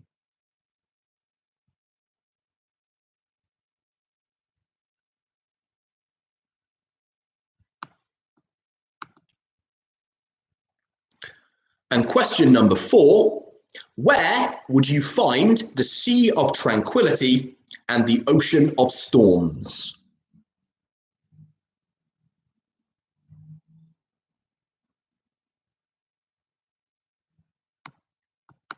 And question 5, what connects the answers to questions 1, 2, 3, and 4? And I'll go through those questions for you again now. So you're looking for the connections between these questions, or the answers to these questions, I should say. So, question 1. Complete the quote by nuclear physicist J. Robert Oppenheimer, spoken after the detonation of the first nuclear weapon in the 1945 Trinity test. "Now I am become blank, destroyer of worlds." What fills the blank? Question 2. Which game show, hosted by the likes of Nicky Campbell and John Leslie, saw contestants attempt to solve hangman-esque puzzles on a board after accumulating money using the device that gave the show its name? Question 3. Which 2014 single by David Guetta, inspired by spaghetti western soundtracks, features the lyrics, "We'll find a way, we'll find a way to keep the cold night from breaking in"? And question 4, where would you find the Sea of Tranquility and the Ocean of Storms? And question 5, what links and connects the answers to questions 1, 2, 3, and 4?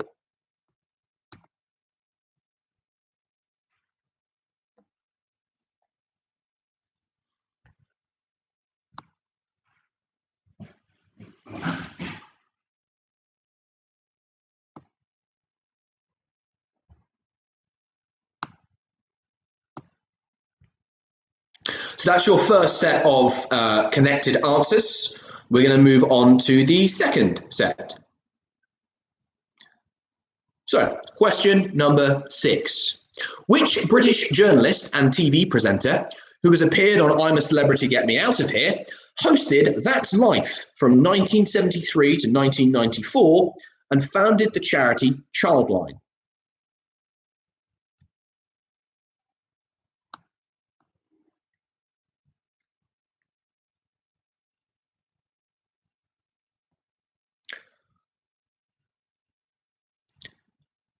Question 7. Since the 2017-2018 season, 2 South African teams have participated in rugby's Pro 14 league. One is the Cheetahs, but what is the other? They are based in Port Elizabeth and have had a miserable showing into both seasons so far, finishing rock bottom of their conference on both occasions. So who are the other South African team in rugby's Pro 14 league alongside the Cheetahs? What are they called?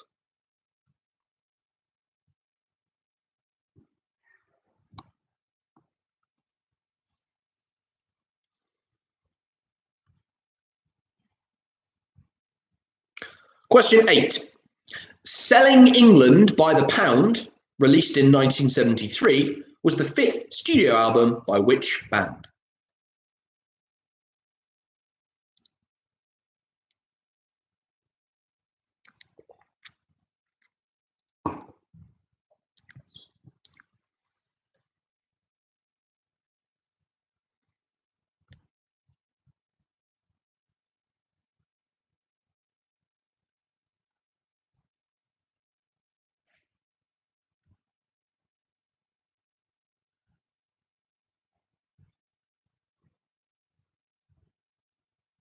Question 9.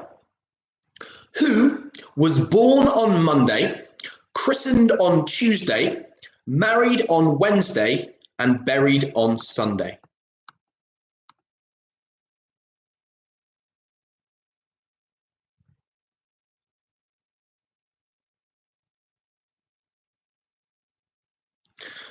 And question 10, of course, what links the answers to questions 6, 7, 8, and 9?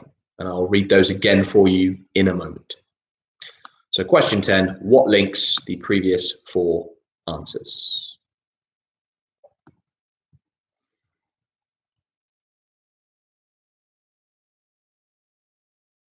And those previous 4 questions were, question 6, which British journalist and TV presenter who has appeared on I'm a Celebrity, Get Me Out of Here and hosted That's Life from 1973 to 1994 and founded the charity Childline?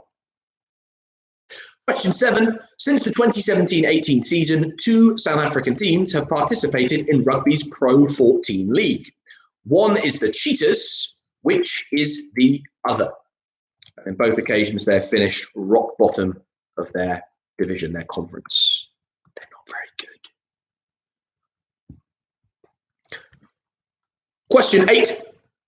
Selling England by the Pound, released in 1973, was the 5th studio album by which band?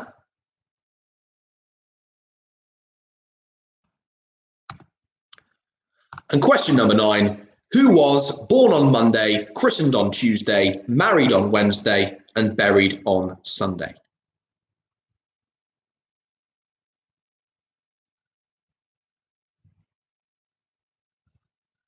And I believe on Thursday and Friday, they just stayed in their pajamas and watched Netflix all day.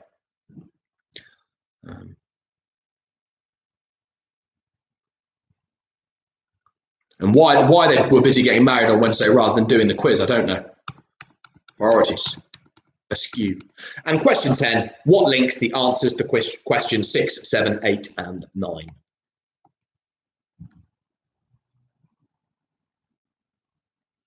Nine again. So 9, Jackie, who was born on Monday, christened on Tuesday, married on Wednesday, and buried on Sunday?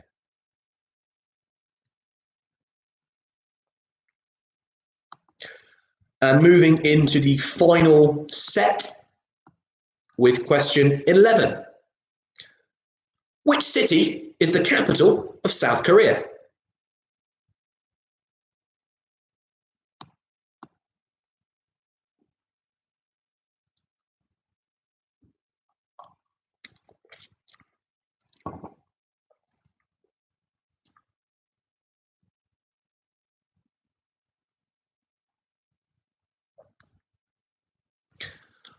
Question 12.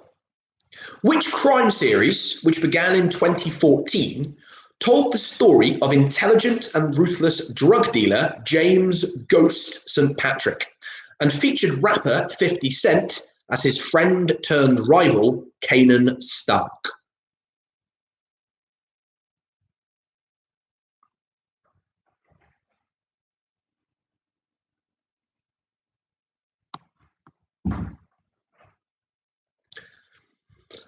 Question number 13. Which weekly news magazine, founded in New York in 1923, has awarded its prestigious and often controversial Person of the Year award to the likes of Charles Lindbergh, Mahatma Gandhi, and Adolf Hitler?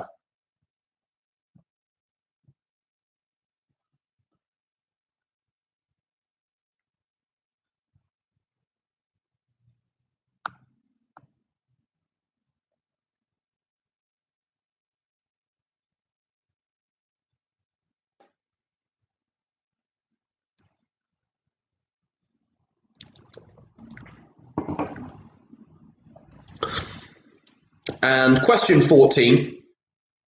In 2004, Channel 5 launched a show which aimed to bring back popular contestants from other similar shows, such as Jay Goody, Peter Andre, Rick Waller, and Nasty Nick Bateman.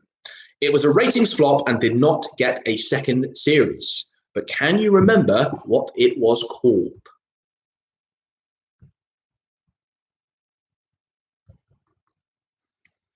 And question 15, of course, what links the answers to questions 11, 12, 13, and 14? And I'll give you those one more time. You are free to submit your answers at any point from now, however. So question 11, which city is the capital of South Korea? Question 12, which crime series, which began in 2014, told the story of intelligent and ruthless drug dealer James Ghost St. Patrick and featured rapper 50 Cent as Kanan Stark? Question 13, which weekly news magazine, founded in New York in 1923, has awarded its prestigious and often controversial Person of the Year award to the likes of Charles Lindbergh, Mahatma Gandhi, and Adolf Hitler?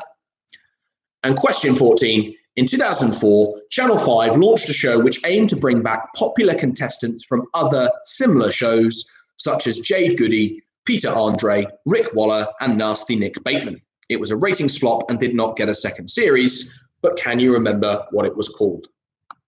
And finally, question 15, what links the answers to question 11, 12, 13, and 14 together?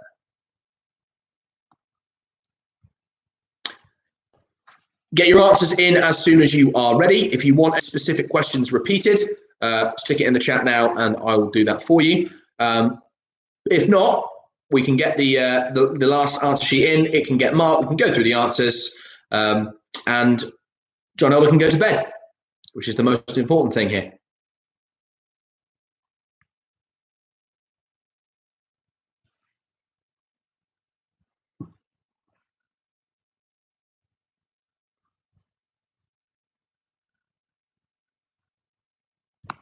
And if you're not sure on an individual answer, but you figured out the connection, take a punt, take a stab. You know, an educated guess is better than nothing.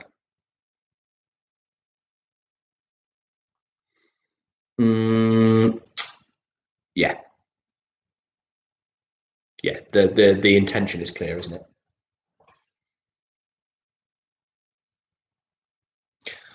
Question 8 for you, Jackie. Give me one moment.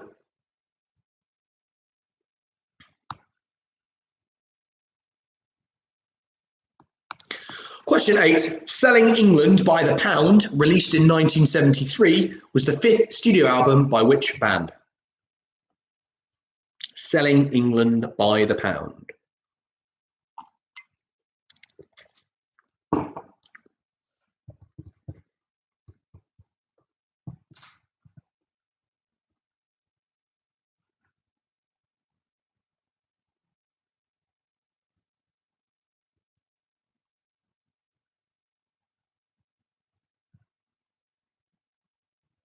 So answers starting to come in now, which is great. Keep them coming.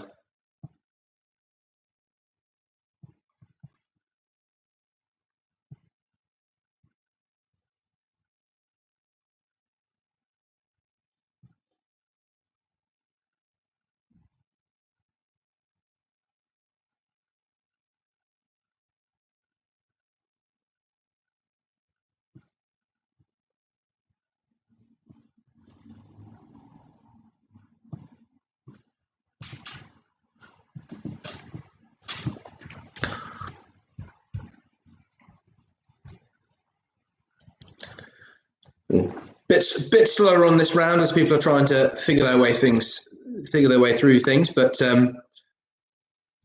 let's start getting them in now, please.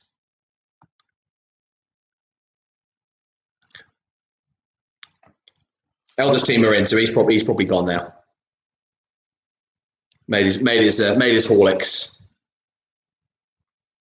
up the apples and pears and all that. But yeah, I'll be impressed if a team gets all three of these connections, because you did so well on them last week that I thought I'd have to up the difficulty a bit, but you know, it's not easy to catch some of you out. Some of the scores here have been superb tonight. I'm really going to have to start making them harder. Who'd have thought that a painting of John Keats would be so easy to identify.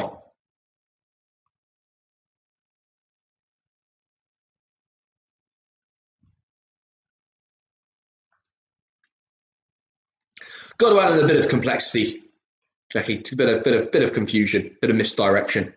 Get the grey matter working in a way that isn't just pure recall, having to make connections and deductions. Works other parts of the brain, I'm sure. Get that myelination going.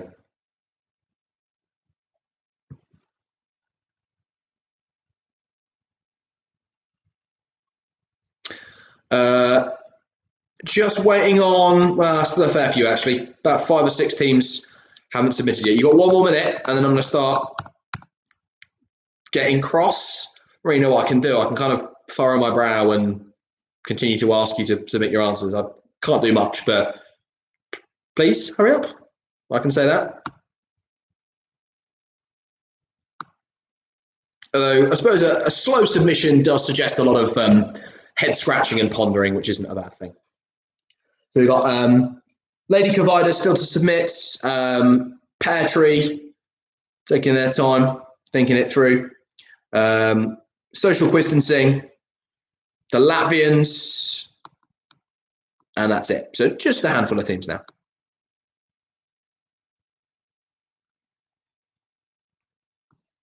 Come on, don't be last. So Social Distancing and Pear Tree now we're just waiting on. Graham, if you haven't got it yet, you're never going to get it. Give it up.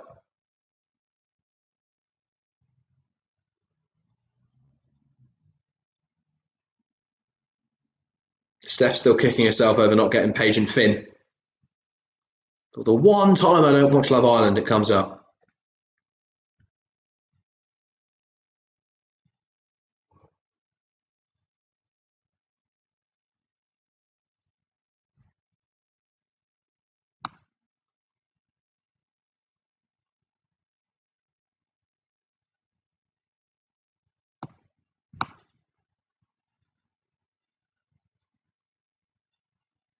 Wow, some great scores again. A knowledgeable bunch that I work with. Still waiting, I think, on those 2 teams, Social Distancing and Pear Tree.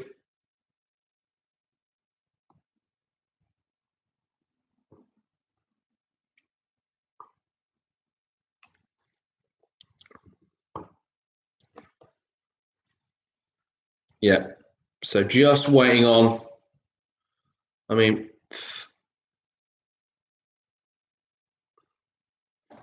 how a find and hunt round, how would that work, Phil?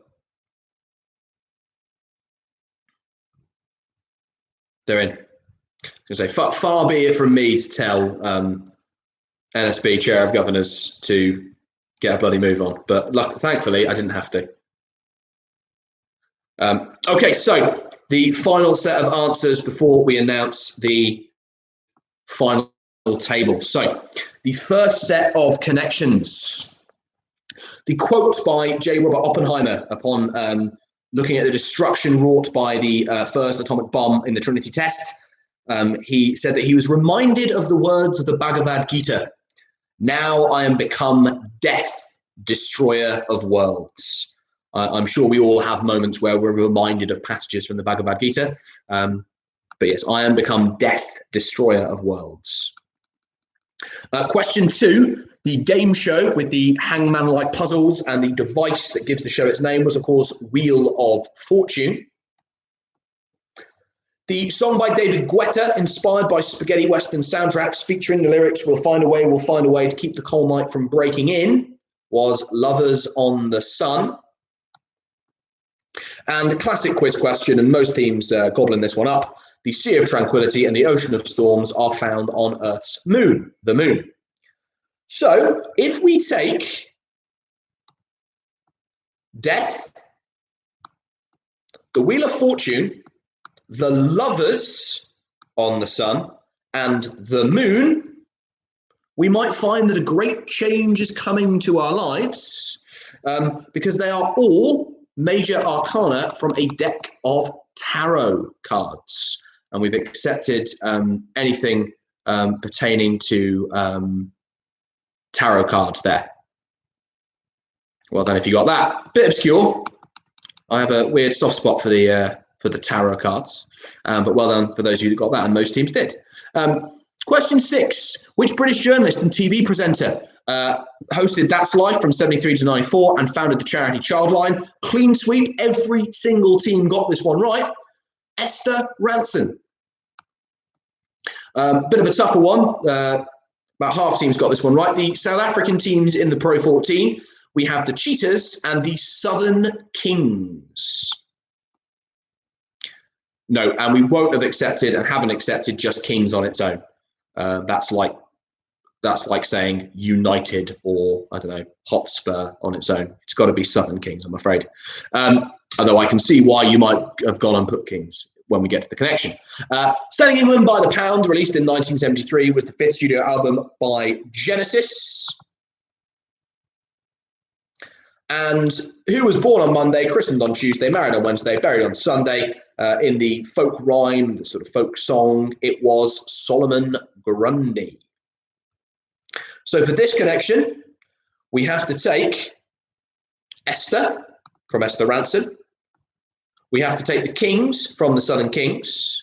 We have to take Genesis, and we have to take Solomon to get books of the Bible, specifically the Old Testament. But this isn't only Connect, so we've been generous and we've accepted books of the Bible, and in one case, I think just the Bible, because we're soft touches over here.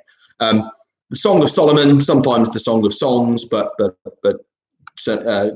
often also the Song of Solomon, Book of Kings, Book of Genesis, and the Book of Esther. And Justine, I think you were complaining about the lack of RE questions last time. So there you go. Consider your life choices somewhat vindicated. Which city is the capital of South Korea? Another clean sweep on this one. It is Seoul. The crime series featuring James Ghost St. Patrick and 50 Cent as Kane and Stark was Power. The magazine, which was awarded Person of the Year to Charles Lindbergh, Gandhi, and Hitler, was Time magazine. And the flop that was intended to be a kind of greatest hits of reality TV and ended up not really working out was called Back to Reality. So if we take, I loved writing this question, you can imagine. If you take Soul, Power, Time, and Reality, we could also have thrown in Mind and Space if we wanted to get the full set. We have the Infinity Stones from the Marvel Cinematic Universe. We've accepted Infinity Gems or Marvel Infinity Stones, but anything that relates to the Infinity Stones or the Infinity Gems, we have accepted. I really did enjoy writing that one. And just over half the teams managed to get that one right, which is also very, very impressive. So well done. Are we ready to announce the final league table? Exciting times. Okay, so as we go to the final league table, I'm going to go for joint 9th place as our bottom. So we were close. I mean, there were, again, only about 10, 15 points separating first and like 15th. So really, really tight, but definitely some space opening up at the very end. So in joint 9th place with 46 points each, Tequila Mockingbird and the Thompson Tartans. Give them a round of applause. In 8th place, the Latvians with an impressive 48 points. In 6th place, joint 6th place with 49, 129 Penn and the Wilborns. In 5th place, and just missing out on the podium with a very, very impressive 50, and to only have dropped 10 points and to end up in 5th says a lot about the quality of the field tonight, was Hewald Old, Elder Hewitt Alderson and friend, as I've got it on the spreadsheet. Well done. In joint 3rd place with a mighty 51 points, we have Pear Tree and a team has no name. So that's Graham Smith and the Basin family and Hannah Howe and family. Then, and they've been dueling it out from pretty much round one. In second place with a downright fantastic, winning it on most other occasions, I would imagine, 56 points. The newly quarantined teachers, give them a round of applause, which means that for the second week running, with a score of 59 out of 60, dropping only one mark. And what was that one mark, Farry? What was that one question? I'm very, very curious to know. Quiz reads were of course the winners, so give them a round of applause. I'm just trying to get the intelligence on the one question they can say that they could have just missed out on a clean sweep. Not that it detracts from that achievement at all. Ray Harryhausen, Jason the Argonaut. So if you haven't seen it, I strongly recommend it. It's a classic. But yeah, 59, massive scoring, almost impossible to beat, I think. And everyone else did really, really well. And I think the NQTs, I think on a different night without an opposition who were on song quite that much, you probably would have managed to win. So well done to you guys as well. I'll just finish by saying, again, huge thank you to everyone who's played, particularly to those teams who have been with us since week one. There is a fair bit of work that goes into making these. It's not like there's anything else to do, and we're not after any kind of sympathy, because we volunteered to do it, but they do take a lot of work. And the only thing that we really need in exchange for that work is people to turn up and enjoy it and to play along. So thank you for doing that. Thank you for playing, and I hope you enjoyed yourselves. Another just opportunity to plug the sort of £1 entry fee that we've been talking about. It's not an entry fee, it's not compulsory, but in Farid's emails, he has included some payment details. It would be really, really great if you could potentially pay £1, either as a sort of pay-as-you-go weekly basis or as a lump sum at the end per player, and then we're going to throw that money into the Charity Week pot for NSB Charity Week, just to help that along. But the idea, as always, was for people to have something to look forward to, something to talk about, something to kind of maybe brush up on or brush up for, and to keep everyone connected and chatting to each other. So the fact that we've once again had over 100 players, it makes the effort of writing the questions and setting up the tech more than worthwhile. And someone did ask me the other day whether I do write all the questions myself. Yes, I wouldn't ever want to just rip them off a website or anything like that. So I do write them, and I do try and keep them fair and balanced. But it looks like I'm going to have to up the difficulty, because you are tearing it up. You are incredibly good. So John, you can finally go to bed. Everyone else can now mute me and switch me off. Thank you, everybody. Thank you, Farid, once again. It wouldn't be possible without him. He's making all of this work behind the scenes. And stay safe, stay at home, all that sort of stuff. And we will see you this time next week, if you still fancy it. Well done to Quiz Read again. And take care, everybody. Bye-bye.